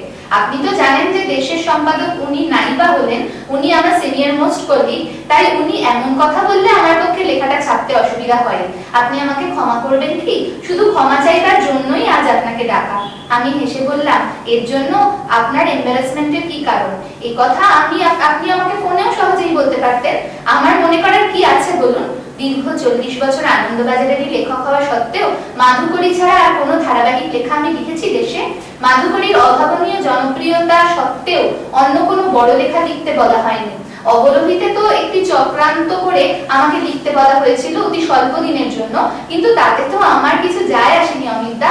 তবে হ্যাঁ, আমার কোয়েলের কাছে একটু উষ্ণতার জন্য কোজাগর, চাপরাস, চারুমতি ইত্যাদি উপন্যাস দেশে ধারাবাহিকভাবে প্রকাশিত হলে আমার নাম যশ 100 গুণ বেশি হতো। এই প্রসঙ্গে আরো কিছু কথা আছে। তো একদম শেষে উনি বলছেন, আসলে হেসে হেসে বলছেন মজা করে, যে এতদিন ধরে এত কাগজে লিখে যে লেখকত্ব অর্জন করেছি পাঠক পাঠিকার ভালোবাসায়, তা দেশে না লিখলে তো আর মুছে যাবে না। আসলে আমি সম্ভবত এনআরআই হয়ে গেছি, তাই দেশে থাকি। সেটা হচ্ছে যে যদি মানে আমরা যে লিডিং যে পাবলিকেশনই বলি বা নিউজ পেপার বলি যেগুলো, সেখানে পেলে তাহলে তার জনপ্রিয় হওয়ার গতিটা এবং ব্যক্তিটা না, এই যে মুহূর্তে আমার লেখাটা দরকার ছিল কিন্তু আমি খুঁজে পেলাম না, মানে সেক্ষেত্রে আমি দেখছি সকলের লেখা রয়েছে অনেক। পাঠক হিসেবে আমার একদম অজ্ঞ পাঠক হিসেবে আমার মনে প্রশ্ন যাচ্ছে যে বুদ্ধদেব গুহ নেই কেন। তারপরে সারস্বত যখন রচিত আর লুকোছাপার ব্যাপার না, আমি ওনার লেখাই কোট করে পড়ছি, মানে ওরা আজকে দুঃখ লেগেছে যে ও পায়নি দেশে, এবং আমার অনেক কিছু বলার ছিল সেই জায়গাটা এই পায়নি। কথাটা আমরা বিতর্কটা আমরা সৃষ্টি করছি না। রয়েছে না থাকে, সবচেয়ে বড় কথা উনি ওনার জীবদ্দশায় একদম লিখিত করে গেছেন। আমরা কোথাও কোনো রাগঢাক কোথাও পাই না। সুতরাং এই দায় আমাদের কাউকেই ওই দায়টা নিতে হবে না। তোমার সঙ্গে আমার যে ফোনালাপ করছিল তাতে একটা কথা বলছিল, ওনাকে যখন প্রশ্ন করা হয়েছিল অনেকেই করেছিল, এমনকি সুনীল গঙ্গোপাধ্যায়ের স্ত্রী স্বাতী গঙ্গোপাধ্যায় করেছিল। তুমি কি আচ্ছা তুমি লালা আপনি কি সুনীলকে হিংসা করেন? আমি ওকে হিংসা করবো কেন? ও তো আমাকে হিংসা করবে। ও কি স্বীকার করতে পারে? ও কি চার্টার্ড অ্যাকাউন্টেন্ট? ও কি টেনিস খেলতে পারে? ও কি ক্রিকেট খেলতে পারে? এই যে এতগুলো প্রশ্ন করেছেন বুদ্ধদেব গুহ, সে একটাও সুনীল গঙ্গোপাধ্যায় পারেন না, তারপরে আমি ওকে হিংসা করবো কেন? ও তো আমাকে হিংসা করবে। আর এইসব লেখকরা উনি বারবার বলেছেন, আমি জানি না সারস্বত আজকে আরো অনেক জায়গায় আছে, এখনকার সব লেখকরা তুমি দেখবে লেখায় যে বস্তি পাড়ার রক নিয়ে শুরু হয়, কোথাও জঙ্গল দিয়ে সাহিত্য শুরু হয়নি। তার কারণ সব লেখকরা উঠে এসেছে যে একদম নিচের থেকে। প্রথম কথা। দ্বিতীয় কথা হচ্ছে তাদের লেখাটাই পেশা করেছে। আমি কিন্তু আমার নিজের পেশায় যে নারায়ণ সান্যাল এবং বুদ্ধদেব গুহ দুটো মানুষের কথাই বলছি, দুজনেই কিন্তু তাদের অন্য পেশা, কেউ ইঞ্জিনিয়ার, কেউ চার্টার্ড অ্যাকাউন্টেন্ট, সেইখান থেকে তারা সাহিত্য চালিয়ে যাওয়া খুব শক্ত। ভীষণ শক্ত। পেশার একজন মানুষ, তিনি তার পেশাটাকে এইভাবে ধরে রেখেছেন এবং ওরকম লিডিং একজন সাহিত্যিক। এটা কিন্তু যেমন তুমি কঠিন বলছো, হ্যাঁ তেমন কিন্তু একটা অন্য সাপোর্ট থাকে। এই প্রসঙ্গে একটা কথা আমার মনে পড়ে গেল, লেখিকা হিসাবে বলছি যে যে কোনো আমরা যখন একটু ছোট লেখাও লিখি, কোনো সম্পাদক এসে যখন বলে যে একটা লেখা দিন, তখন খুব বিপদে পড়ি, কারণ অন্য কাজটা আগে করবো না, এইটুকুন একটা লেখা লিখবো। 3 পাতা লিখতে দম বেরিয়ে যায়। সেখানে বুদ্ধদেব গুহ সকাল 8টা থেকে রাত্রি 8টা পর্যন্ত তার ফর্ম দেখতে হতো চার্টার্ড অ্যাকাউন্টেন্ট। তারপরে তিনি রাত্রি 3টে পর্যন্ত লিখতেন, যে কারণে তার সাংসারিক জীবন ভীষণ দুঃসহ হয়ে উঠেছিল। তার কারণ এই তিনি, আজ আমরা তাকে নিয়ে অহংকার করছি, কিন্তু তার ব্যক্তি জীবনে তার সন্তান, তার স্ত্রী তাকে পায়নি।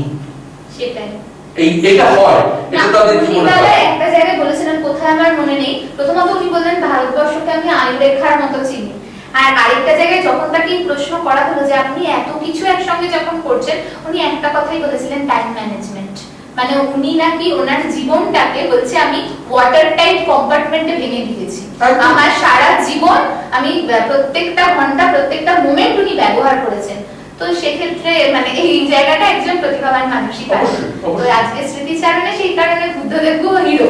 আমরা কিন্তু এবারে একটা ছোট গল্প আমি মোহাম্মদ মুক্তির শুনতে চাইছি, এবার ছোট গল্পটা, কারণ ও আজকে সকাল থেকে একটা ছোট গল্প খুঁজে বেড়াচ্ছিল, কাকতালি হবে ওটা ওর হাতে চলে এলো, কিভাবে যেন একজন এসে দিয়ে গেল। আমি আজকে পড়বো, আমি আপনাদের সকলের অনুমতি নিয়ে গল্পটি পড়ছি। বনসাইডের গল্প। এখন অনেক রাত। বম্বের অভিজাত পাড়ায় রাত অথবা দিনে বেশি তফাৎ না থাকলেও এখানেও রাত হয়েছে বলে মনে হচ্ছে এখন। মিসেস সেন একবার লিভিং রুমে এসেছিলেন হালকা নীল রঙের নাইটি পরে। দরজা ঠিকমতো লক হলো কিনা, ছোট নাইট লাইট গুলো ছাড়া অন্য বাতি সব নেভালো কিনা বেয়ারা, তাই দেখতে। সব দেখে শুনে মিসেস সেন আবার এয়ার কন্ডিশন বেডরুমে ফিরে গেলেন। আমাকে মিসেস সেন বড়ই ভালোবাসেন। ঘরে যাবার আগে একবার আমার গায়ে হাত রেখেছিলেন। একে ভালোবাসা বলে কিনা জানি না, তবে আজকে রাতের পার্টিতে মিসেস সেনের পালি হিলের এই ফ্ল্যাটে বম্বের যেসব গণ্যমান্য মানুষ এসেছিলেন তারা আমাকে দেখে মিসেস সেনের আশ্চর্য প্রতিভার উচ্ছ্বসিত প্রশংসা করে গেছেন। আমার কারণে তিনি সব সময় গর্বিত। তবে আমার সম্বন্ধে মিসেস সেন যখনই সবাইকে ডাহা মিথ্যে কথাটা বলছিলেন তখন ওর সুন্দর মুখের কোথাওই চামড়ায় একটুখানিও কুঁচকায়নি। বড় বড় চোখের সুন্দর গভীর পাতাতেও একটু কাপড় লাগেনি। মানুষ মিথ্যে কথা বলতে পারে আমি জানতাম, তবে মানুষের মেয়েরা আরো বেশি বলে যে সে কথা জানতাম না। প্রত্যেক মেয়েই বোধহয় জন্মেই অভিনেত্রী। আসলে মানুষদের কথা আমার তো অজানা থাকার কথা নয়। মানুষের হাতে আমার জন্ম না হলেও মানুষের হাতেই বড় হয়ে ওঠা, মানুষের ঘরেই আমার বন্দিত্ব। মিস্টার সেনের পূর্বপুরুষের দেশ ছিল পূর্ববঙ্গে। নিজে যদিও একবার দুবার ছাড়া কখনো যাননি, তবে আমারই মতো কিছু গাছ এবং হয়তো মানুষও থাকে যত উঁচুতেই বাস করুক না কেন অথবা উঁচু তলায়, তাদের গায়ে তাদের শিকড় লেগেই থাকে, লেগে থাকে শিকড়ের মাটির গন্ধ। মিসেস সেন অবশ্য অন্য কথা বলেন, you must cut your roots ruthlessly. যে যুগে মানুষ চাঁদে পা দিচ্ছে সে যুগে রুটস কথাটাই টাইম বাউন্ড হয়ে গেছে। হয়তো হবে, শিকড় সঙ্গে করে বয়ে বেড়ালে উপরে ওঠা যায় না, ওড়া যায় না, ওড়া যায় না এই নতুন পৃথিবীর আকাশে। শিকড়ের কথাতেই মনে পড়লো, আমার জন্ম হয়েছিল কলকাতা থেকে কৃষ্ণনগরে যে হাইওয়ে গেছে তারই পাশে, কৃষ্ণনগরের কাছেই। আমার পিতা, পিতামহ, প্রপিতামহ সব একই জায়গায়। গায়ে গায়ে জড়াজড়ি করেই বেড়ে উঠেছিলাম আমরা, একে অন্যের গায়ের গন্ধ নিয়ে। বটের ঝুড়ি নামে, ফল থেকে চারা গজায়। আমিও আমার সেই অভিজাত প্রাচীন বট বংশের এক শিশু বট ছিলাম। সবুজ পাখির ঠোঁটের ঠোকরে মাটিতে পড়া লাল বটফল থেকে আমার জন্ম। কলকাতার এক শৌখিন বাঙালি বাবু আমাকে শেকড় শুদ্ধ উপড়ে নিয়ে এসে আলিপুরের আচার্য সাহেবের মেম সাহেবকে দান করেন। তিনি আমাকে বামন করে দেন। তাদের সৌন্দর্য বৃদ্ধির জন্য চীন দেশের মেয়েরা যেমন একসময় লোহার জুতো পরে পায়ের বরণ ছোট রাখতো, তেমনি আমার বরজাতীয় চরিত্রকে অক্ষুণ্ণ রেখেও নানা রকম মানসিক বজ্জাতির সঙ্গে আমাকে মিসেস আচার্য এবং অন্য অনেকে মিলে পরামর্শ করে বামন করে দিয়েছে। জীবনের মতো নির্বাসন দিয়েছেন একটি 4 ইঞ্চি বাই 4 ইঞ্চি পোর্সেলিনের টবে। তবে সাধারণ টব নয়, সে বোম্বের বিখ্যাত দোকান পেডার থেকে কেনা, চমৎকার কারুকাজ, রঙের খেলা সে টবে। বামন না বানালে আমি হয়তো আজ হাত পা ছড়িয়ে 40 বছরে 10 কাঠা জমির উপর ঝাঁকড়া চুলের নিশান নিয়ে দাঁড়িয়ে থাকতাম। মানুষ আমার দিকে মুগ্ধ বিস্ময়ে আঁচিয়ে আমাকে বলতো বনস্পতি। কত পাখি এসে বাসা বাঁধতো আমার ডালে, সোহাগ খেত, নীলের মধ্যে প্রেম ভালোবাসা সব ক্রিস্টালাইজড হয়ে সুন্দর উষ্ণ ডিম হয়ে প্রকাশিত হতো। তারপর আরেক নতুন প্রজন্মের পাখি হয়ে ডিমের মধ্যে থেকে অনাগত ডিমের বাহক এবং ধারক সব পুরুষ ও মেয়ে পাখিরা কিচির মিচির করে উড়ে যেত আমার নিরাপদ আশ্রয় ছেড়ে। গভীর রাতে কেউটে সাপ হানা দিয়ে পাখির বাচ্চার ডিম খেত এবং প্রমাণ করত যে সমস্ত রকম নিরাপত্তার মধ্যেই বিপদের বীজ নিহিত থাকে। ডাকাতের আর মাতালের আর মৈথুনকারীরা রম্য স্থান হতো আমার ঘনঘোর স্নিগ্ধ ছায়া। শিবলিঙ্গ বসাতো কেউ এনে আমার পায়ের কাছে, সিঁদুর লেপতো তাতে, জল ঢালতো অনেক বোকা মেয়েরা ভরা ভরা তার মাথায়, আর চালাক বামুন পয়সা দিত। ভক্তির ভয় নেই মনে, অথচ ঠাকুরকে নিয়ে ব্যবসা পারত কেমন। যেমন প্রেমের পও না নিয়ে ঘর বেঁধেছেন মিসেস সেন। সততা মরে গেছে, আমার উচ্চতার মতোই সততা এই পৃথিবী থেকে উবে গেছে। অথবা আমারই মতন তাকে বামন করে রেখেছে সাবধানী, সতর্ক, নির্গুণ সব উচ্চাকাঙ্ক্ষী মানুষ। হঠাৎ মিসেস সেনের বেডরুমের দরজার উল্টো দিকে ঘরের দরজাটা খুলে গেল। মিস্টার সেন দরজা খুলে বাইরে এলেন। ভদ্রলোকের খালি গা, একটা কালো চেকচেক লুঙ্গি পরা। উনি এয়ার কন্ডিশন ঘরে থাকেন না, বসবার ঘরও এয়ার কন্ডিশন, যেখানে আমি এবং আরো অনেক বামন গাছ থাকি, যেখানে বড় বড় মানুষ আসেন, বিস্কি খান, বাক, বিটোফেন, মোজার্ট, সাইকস্কি শোনেন, আর্ট ফিল্ম নিয়ে দুর্বোধ্য সব আলোচনা করেন। মিস্টার সেন মানুষটার মধ্যে দুটো মানুষ বাস করেন, বুঝতে পারেন। একটা মানুষ অন্যরকম, অন্য 10 জনের মতো, কিন্তু আরেকটা মানুষ এই গভীর রাতের নিঃসঙ্গ, অসহায়, সঙ্গীহীন, প্রেমহীন, একা ফ্ল্যাটে থাকা মানুষটা? মিসেস সেন যখন সামনে বা বাড়িতে থাকেন না, শুধু তখনই সেই মানুষটা প্রকাশিত হন। কাফকার মেটামরফোসিসের গ্রেগর এবং সেই টোকাটার সঙ্গে মিস্টার সেনের আর আমার এই বামন বটে কোথায় যেন একটা দারুণ মিল আছে। আজ রাতেই তিনি একজন অতিথি আমার অসংখ্য কানের মধ্যে একটা কান মুলে দিয়ে তার জাভেরি ব্রাদার্সের হিরে মোড়া সঙ্গিনীকে ফিসফিস করে বলছিলেন, would not be surprised if someday I venture to write an appealing diary for this great old poor dwarf chap, a bonsai banyan. সঙ্গিনী ধন্য হয়ে বলেছিলেন, হানি ঠাট্টা করো না, আমি ভাবছি ফ্রেন্ডস অফ দ্য ট্রিজ এর মতোই society for the prevention of cruelty through trees এর নাম দিয়ে একটা সোসাইটি ফাউন্ড করব। This is a full, this bonsai business. গাছেদের বুঝি লাগে না? বলো হানি, জানো তুমি সেদিন একটা বই পড়ছিলাম, the secret life of the plants, fantastic. ওরাও আমাদেরই মতো জীবন্ত, ওরাও ভালোবাসে, ভালোবাসা বোঝে মানুষেরই মতো। ইস! মিস্টার সেন ফ্রিজ খুললেন, বিরাট লিভিং রুম পেরিয়ে অন্য প্রান্তের ডাইনিং রুমে গিয়ে তারপর পান্তা ভাতের বাটিটা বের করে কার্পেটের উপর খবরের কাগজ বিছিয়ে বসলেন বাবু হয়ে। শুকনো লঙ্কা পোড়া আর বড় বড় আস্ত কাঁচা পেঁয়াজ দিয়ে চাকুম চুকুম করে খেতে লাগলেন পান্তা ভাত, যেন ছোট্ট ছেলেটি, অনাবিল, রিজু, অকুলিশিত। কোনো কোনো দিন পাশের ফ্ল্যাটের বাংলাদেশি আয়াকে দিয়ে শুটকি মাছও রান্না করিয়ে রাখেন সেন সাহেব। গভীর রাতে আয়ার ছেলে লুকিয়ে এসে সে মাছ দিয়ে যায়। মিস্টার সেন পেঁয়াজ, রসুন আর ঝালে ঝাল সেই শুটকি মাছ জমিয়ে খান। মিসেস সেন শুটকি মাছের গন্ধ পেলেই স্মেলিং সল্টে শিশি তলব করেন এবং অডিকোলনে স্প্রে করেন ফ্ল্যাটময়। খাওয়ার সময় মিস্টার সেনের চোখে মুখে এমন একটা ভাব ফুটে ওঠে যে তা দেখে আমার কৃষ্ণনগরের কাছে সেই পথের পাশের পুরনো চেনা গন্ধের বনস্পতির মধ্যে নিজেকে হারিয়ে ফেলতে ইচ্ছে করে। উড়াল চুলের কালবৈশাখী মেঘ, প্রথম বর্ষার সোঁদা গন্ধ, বর্ষার ঘনঘোর, রাতভোর ব্যাঙের ডাক, জোনাকির নীলচে আলোর কাঁচটি, দুর্গা পুজোর ঢাকের আর কাশির বাদ্যির অনুরণন, এই সমস্ত স্মৃতি আমার পাতায় পাতায়, শিরায় শিরায় শিরশিরানি তোলে। পাট পচানোর কটু কিছু দিশি গন্ধ, পাট কাচার চটাং পটাং আওয়াজ, পুকুরের হাঁসেদের সম্মিলিত গলার প্যাকপ্যাকানি আর গায়ের আষ্টে গন্ধ সবই ভিড় করে আসে আমার ডালে ডালে, পাতায় পাতায়, শিরায় শিরায়। মিস্টার সেনের খাওয়া শেষ করে নিয়ে নিজেই প্যান্ট্রিতে সব ধুয়ে ফেলেন, বাসন সব জায়গা মতো তুলে রাখেন, পাছে মিসেস সেন বা বাবুর্চি জানতে পার। তারপর জানালা খুলে দিলেন লিভিং রুমে। মিস্টার সেন যখন গভীর রাতে এমন করে জানালা খোলেন, তখন শুধু আমি এবং আমার অন্যান্য বামুন সঙ্গীরা একটু হাওয়া পাই। সমুদ্রের আওয়াজ আর নোনা গন্ধে নাম ভরে দেয়। এই 22 তলার মার্বেল এবং কার্পেটে মোড়া ফ্ল্যাটে বছরের 365 দিন এয়ার কন্ডিশনারের একই রকম ঝিরঝিরে ঠান্ডায় থেকে থেকে আমাদের গুড়ি আর ডালপালাতে বাত ধরে গেছে। সেই আড়ষ্টতা নোনা হাওয়া ছেড়ে যেতে থাকে। আমরা আমাদের বেঁটে বেঁটে হাত তুলে মিস্টার সেনকে নিঃশব্দে ধন্যবাদ জানাই। মিসেস সেনও কখনো কখনো আমাদের রোদ খাওয়ার জন্য জানালা খুলে জানালাটাকে রাখেন, তখন একটু মাটি দেখতে পাই। মাটিরই গাছ আমরা। এখন যে 4 ইঞ্চি বাই 4 ইঞ্চি পোর্সেলিনের টবে থাকি, সেই মাটি মিসেস সেন প্লেনে উড়ে গিয়ে কলকাতার হর্টিকালচার সোসাইটি থেকে পলিথিনের ব্যাগে করে নিয়ে এসেছিলেন। মাইতি বাবু নিজে যত্ন করে মাটি বানিয়ে দিয়েছিলেন, সার ফার সব হিসেব করে, কিন্তু সেই মাটিতে কেষ্টনগরের গন্ধ নেই। আমি আসলে আর আমি নেই, আমি বুঝতে পারি।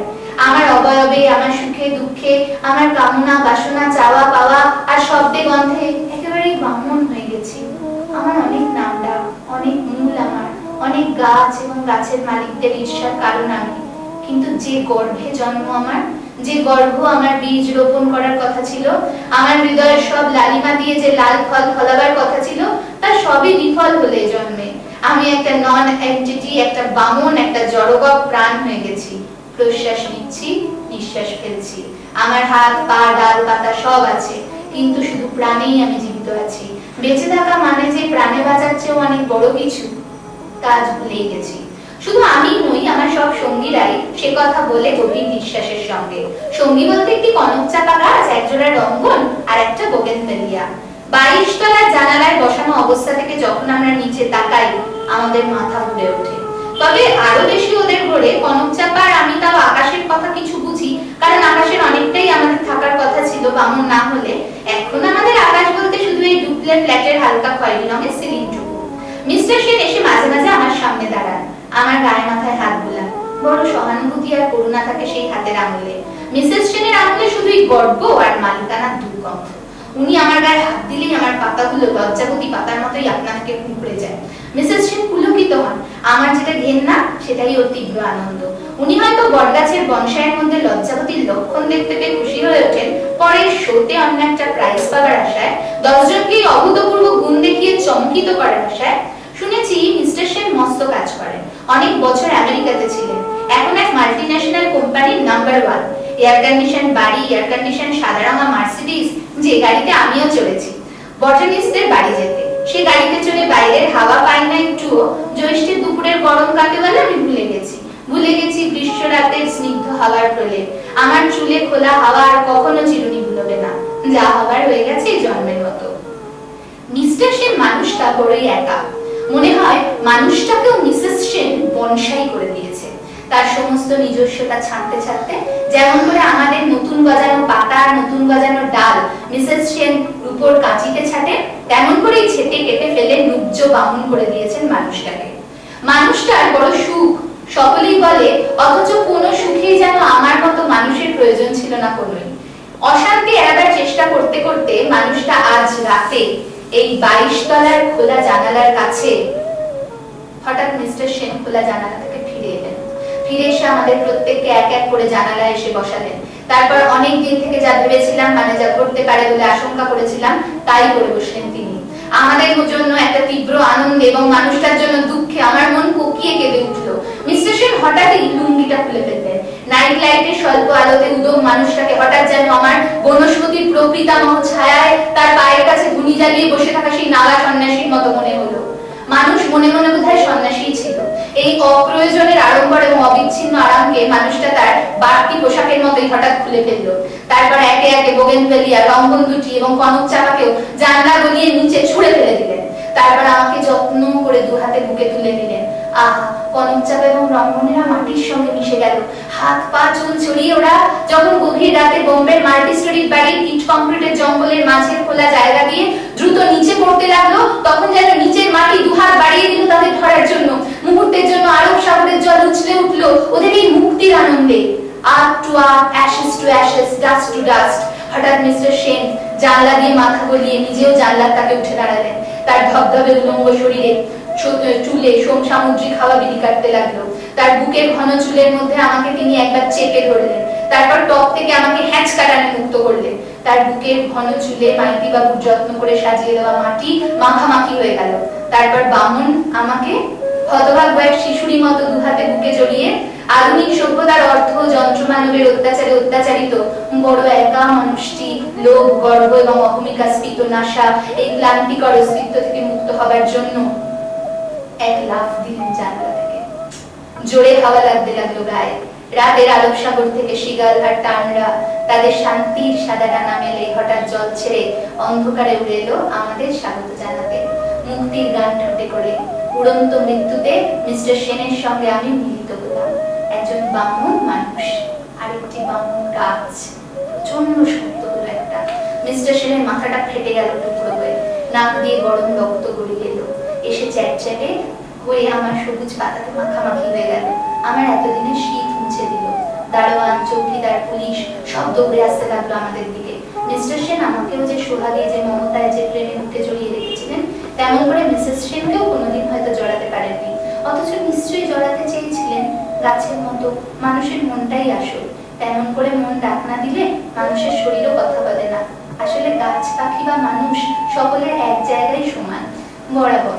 কেউ কারোর চেয়ে বড় নয়, ছোটও নয়। বামন করা যায় গাছকে বা মানুষকে নিশ্চয়ই, কিন্তু অগাছ বা অমানুষকে করা যায় না কখনোই। এই বনসাই গাছ আমার সবুজ পাতার রং লাল হয়ে এলো বনসাই মানুষটার টাটকা তাজা ভালোবাসার মুক্তির রঙে। ভীষণই ভালো লাগতে লাগলো, কারণ কোনোদিন আবার আমি সবুজ বিরাট গাছ হব, প্রাচীন বনস্পতি। লাল ফল আসবে আমারও ডালে ডালে, অনেক ভালোবাসার টিয়া পাখি, আর ফল আসবে আমারও ডালে ডালে। অনেক গভীর রাতে আমার পায়ের কাছে ধুনি জ্বালিয়ে বসবে, চুপ করে বসবে নাগা সন্ন্যাসী স্তব্ধ রাতে, সেই গন্তব্যের কথা যেখানে চিরন্তন মানুষই চিরদিনই যেতে চেয়েছিল সে কথা। আগে এই গল্পটা আমার জীবনে দুবার পড়া, কিন্তু আজকে যখন আমি মোহন মুখ থেকে শুনছিলাম তখন যেন আমি পূর্ণভাবে উপলব্ধি করতে পারলাম সেনের মধ্যে আমি বুদ্ধদেব গুহকে দেখতে পেলাম। আমিও আর সেটা এই যে বুদ্ধদেব গুহর যে প্রকৃতির প্রতি যে ভালোবাসা সেটা আরো প্রকট হলো, এবং কতখানি ভাবাবেগ থাকলে তবে নিজেকে ওই বনসাইয়ের মানসিকতাকে পাঠিয়েছি বলে আমি ভাগ্যবান যে এতদিন দুবার পড়েছি, কিন্তু এই যে শুনে যেটা যে অনুভূতিটা আমার ভেতরে হচ্ছে, যে বোধটা হচ্ছে, সেটা তো পাইনি পড়ার সময়, পড়েছি অন্যভাবে, আজকে শুনলাম অন্যভাবে। যাক, আলো বুদ্ধদেব গুহর নিয়ে আলোচনা করতে গেলে একটা বেলা কেন, একটা দিন, একটা সপ্তাহ কেটে গেলেও বোধহয় আমরা সম্পূর্ণ করতে পারবো না, কিন্তু থামতে তো এক জায়গায় হবেই আমাদের।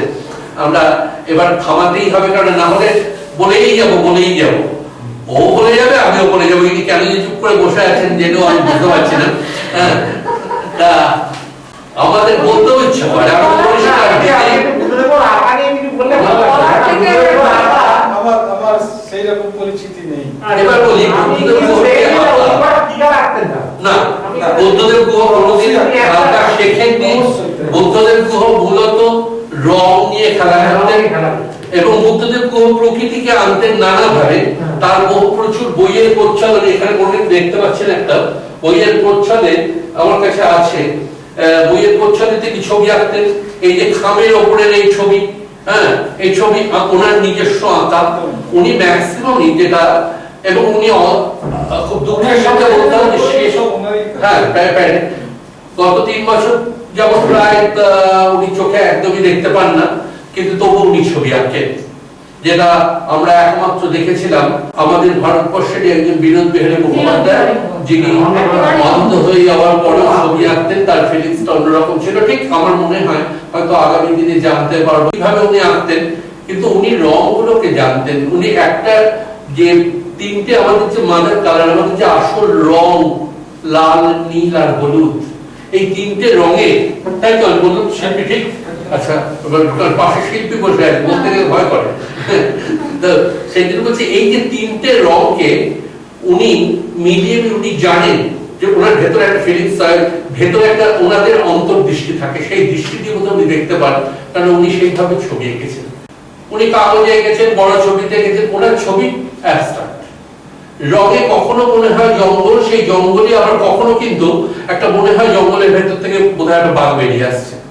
বাঘটাও বোধহয় ওনার জীবনের সঙ্গে নিজেকেও বাঘ ভাবতে ভালোবাসতেন। তার কারণ উনি বলতেন বারবার, যেটা আমরা পৃথু চরিত্র দেখেছি, যে উনি বারবার বলতেন বড় বাঘের সঙ্গে তুলনা করতে। কিছু বলেছো তুমি? হ্যাঁ, বলছি, আমরা ছোটদের যখন বই খুঁজতে যাই, একটি বই পেয়েছিলাম, বাজা তোরা রাজা চায়। সেখানে বাঘের আত্মকথা লেখা আছে। অদ্ভুত ভাবে বাঘকে একজন ছোট থেকে বড় হওয়া, তার জীবন, তার পূর্ণতা প্রাপ্তি, তার মায়ের সঙ্গ ছাড়া তার সন্তানাদিদের পালন করা, এবং একজন ভীষণ শক্তিশালী প্রাণ যে কিনা আহত হচ্ছে সজারুর কাঁটাতে। সেই হাঁটতে গিয়ে পায়ে সজারুর কাঁটা ফুটে গেল, এবং সেই সজারুর কাঁটা ফুটে যাওয়া এবং সেটা থেকে তার অসুস্থ হয়ে পড়া, শুধু একটা সজারুর কাঁটা ফুটেই সে বাঘটা ধীরে ধীরে দুর্বল হয়ে সে মারা গেল। এই যে একটা ধারাবাহিকতা, মানে বাঘকে নিজের, যেটা আপনি বললেন যে নিজেকে বাঘ ভাবা, সেটা ওই বাঘের আত্মজীবনীমূলক ওই গল্পটা পড়লেই গায়ে কাঁটা দেয় রীতিমতো। কারণ হচ্ছে বাঘের জীবনটাকে, যেমন বনসাইয়ের গল্পটা, বনসাইয়ের জীবনের কথা উনি বললেন, উনি বাঘের কথা বলছেন, উনি কোয়েল নদীকে নিয়ে উনি যেন কোয়েল নদী হয়ে বলেন, কেন বলতে পারেন, তার কারণ হচ্ছে, আবার বলছি যে আমার লেখার শেষে একটা কথা বলে ফেলেছি, আবেগে বেরিয়ে গেছে, ও সেটাকে অ্যাপ্রিসিয়েট করে, যে কবি বুদ্ধদেব গুহ শুধু শিল্পী নন, লেখক, তিনি কবি ছিলেন। কবির একটা কবি সত্তা থাকার জন্য, এবং আরেকটা কথা, প্র্যাকটিক্যাল কথা, বুদ্ধদেব গুহ যতটা লিখেছেন পড়েছেন তার থেকে 1000 গুণ বেশি। বারবার একটা কথা বলতেন, উনিও বলতেন, নারায়ণ সান্যালও বলতেন, যে একটা ছবি আঁকতে হলে 1000 ছবি লিখতে হয়। যে কথা কদিন আগে বসে এখানে আমি তোমাদের সঙ্গে বলছিলাম, এক পাতা লিখতে হলে, একটা বই লিখতে হলে 100টা বই পড়তে হয়। বুদ্ধদেব গুহ ব্যক্তিগত জীবনে তাই করেছেন। বাঘ নিয়ে পড়তে গিয়ে উনি জিম করবেটকে গুলে খেয়েছেন। বাঘের চরিত্রকে উনি বারবার করেছেন, প্রত্যেকটা জিনিসে পড়াশোনা করেছেন। এবং এই যে পাখির ডাক, আমি একটু আগে বলছিলাম পাখির ডাক নিয়ে উনি বলছেন উনি সালেম আলী গুলে খেয়েছেন। পাখির নিয়ে কোনো কথা বলে ওনার সঙ্গে সালেম আলী থাকতো সবসময় একটা বই। এই যে পড়াশোনাটা কি পরিমাণ করতেন। ওই একটু আগে বললো যে একটা লোক চার্টার্ড অ্যাকাউন্টেন্ট হিসেবে সকাল 8টা থেকে রাত 8টা পর্যন্ত করতো, যে লোকটা রবীন্দ্রসঙ্গীত গাইতো, যে লোকটা টপ্পা গাইতো, সেই লোকটা কোথা থেকে এত সময় পেত পড়াশোনা করা? তার কারণ টাইম ম্যানেজমেন্ট। তিনি আমাদের মতো সময় নষ্ট করতেন না এবং ভীষণ পাংচুয়াল ছিলেন। সেই কারণে বুদ্ধদেব গুহ ছাড়া আর একটা বুদ্ধদেব গুহ হবে না। বলছেন বাড়িতে আত্মীয় স্বজন আসলেও দেখা করতে কোনোদিন না ওনার শালীকে অ্যাপয়েন্টমেন্ট করে আসতে হতো বলে ঋতু গুহর সঙ্গে ওনার সংঘাত হয়েছিল। ওনার শালী আসতে চেয়েছিল, আপনি আসবো অ্যাপয়েন্টমেন্ট করে। উনি সাহেব ছিলেন, একজন স্বামী একজন বাবা হিসেবে মানুষ যেভাবে চায় সেভাবে বুদ্ধদেব গুহরা হতে পারেন না। যদি বুদ্ধদেব গুহ একজন স্বামী হতেন, একজন বাবা হতেন ভালো, তাহলে আমরা আজকে বুদ্ধদেব গুহকে নিয়ে বসতাম না। এটা তো ঘটনা। কারণ বুদ্ধদেব গুহরা আসেন এক একটা মানে হাজার হাজার মানুষের জন্য আসেন। তারা ওই দুটি সন্তান একজন স্ত্রীর জন্য আসেন না। আমি কিন্তু এখানে আমাদের আজকের অনুষ্ঠান শেষ করে দিচ্ছি, হ্যাঁ, তোমাদের অনুমতি নিয়ে করে দিচ্ছি। তবে একটা জিনিস তার বড় দুঃখ ছিল, তিনি বারবার একটা কথা বলতেন, যে কথাটা আমার মনে হয় আজকের মাধ্যমে আজকে আমরা ছোটদের জন্য তিনি যে ঋজুদা লিখেছিলেন কেন, তার ভূমিকা তিনি বলেছিলেন যে ঋজুদা আমি করতে চেয়েছি এই কারণেই যে যাতে পরিবেশটা সম্বন্ধে ওরা সজাগ হয়। যে কেন আমি বলিনি এটা, যে বাংলা ভাষাভাষী কিশোরদের মনে যাতে প্রকৃতি প্রেম, পাখালি, গাছগাছালি, আমাদের এই বিরাট বৈচিত্র্যময় সুন্দর যে দেশের গ্রামীণ এবং পাহাড় বলে বসবাসকারী মানুষদের সম্বন্ধে উৎসাহ ও ভালোবাসা জাগাবার জন্য আমার এই ঋজুদার সৃষ্টি। এইসব মানুষটাই আসল ভারতীয়। শহরবাসী ইংরাজি শিক্ষিত উচ্চমান্য লোকই তোর আমরা এই ভারতবর্ষের কেউ নই। নিজের দেশকে না জানলে দেশের মানুষদের সুখ দুঃখ আশা আকাঙ্ক্ষার সঙ্গে একাত্ম না হতে পারলে সেই কিশোরেরা বিদেশকে পরম গন্তব্য বলে জানে। এই মানসিকতা নিয়ে কোনো দেশই প্রকৃতার্থে বড় হতে পারে না। আর কিশোররাই তো দেশের ভবিষ্যৎ। আজকে অনুষ্ঠান শেষে আমি একটাই কথা বলবো, যে আমাদের পরবর্তী প্রজন্মের জন্য, কারণ আমরা যা নতুন করে কিছু তো হবো না, আমরা যারা গাছ ভাঙি বংশাই করি তারা করবো, যারা অরণ্যকে পোড়াবো, যারা অরণ্য কেটে বা বাড়ি করি গাছ মানে সভ্যতাকে ঢুকিয়ে দিচ্ছে অরণ্যে, তারা করবোই। কিন্তু কিশোর কিশোরীদের কাছে বুদ্ধদেব গুহর যে মেসেজ ছিল যে তোমরা প্রকৃতিকে বাঁচাও, তোমরা প্রকৃতিকে ভালোবাসো, তোমরা পাখিকে ভালোবাসো, একজনের কাছেও যদি মেসেজটা এই মেসেজটা যদি যায়, আমার সেই কারণে সেই অনুরোধ করেই আমি আজকের অনুষ্ঠান শেষ করব। আজকে বিশেষ করে আজকে আমরা যে করোনা পরিস্থিতিতে রয়েছি, আমার তো মনে হয় যে প্রকৃতিকে ধ্বংস করার বারবার যে আমরা ধ্বংস করেছি তার অভিশাপ হিসাবে আমরা বারবার প্রকৃতি আমাদের বিরুদ্ধে প্রতিশোধ দিচ্ছে। কারণ করোনার সময় আমরা দেখেছি যখন কোনো বায়ু দূষণ ছিল না, গাড়ি চলছিল না, তখন আমরা এই হাওড়া শহরের ছাদে যা কখনো দেখতে পাইনি, তখন দেখেছি টুনটুনি পাখি, মৌটুসি পাখি, প্রজাপতি আসতে দেখেছি। তখন দেখেছি প্রজাপতি মৌমাছি ভিড়ে চলে আমার গাছে, যে গাছে ফুল হয়নি সে গাছে ফুল হতে। তার মানে প্রকৃতি পরিবেশ কতখানি সত্যি জরুরি সেটা আমরা কিন্তু টের পেয়েছি গত 2 বছর ধরে। বুদ্ধদেব গুহ বারবার এটা চেয়েছে, তার ক্ষমতা ছিল, তার প্রতিভা ছিল, তিনি সকলে দেশ ছেড়ে চলে যেতে পারতেন বিদেশে, কিন্তু তিনি চাননি। তিনি বাংলাকে ভালোবেসে এই বাংলায় ছিলেন, এই বাংলার প্রকৃতিকে ভালোবেসে জড়িয়ে ধরেছিলেন। আমিও আগামী প্রজন্মে আমার সন্তান, আমার ভাই বোনেদের কাছে অনুরোধ করব যে আমি নয় আমরা, যে তোমরা প্রকৃতিকে ভালোবাসো,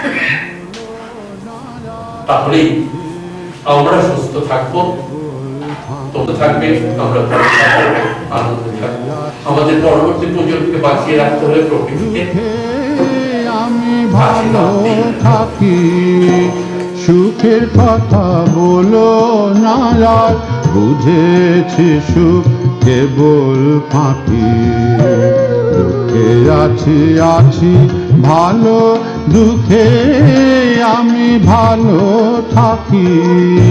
সুখের কথা বলো না আর, বুঝেছি সুখ কেবল ফাঁকি।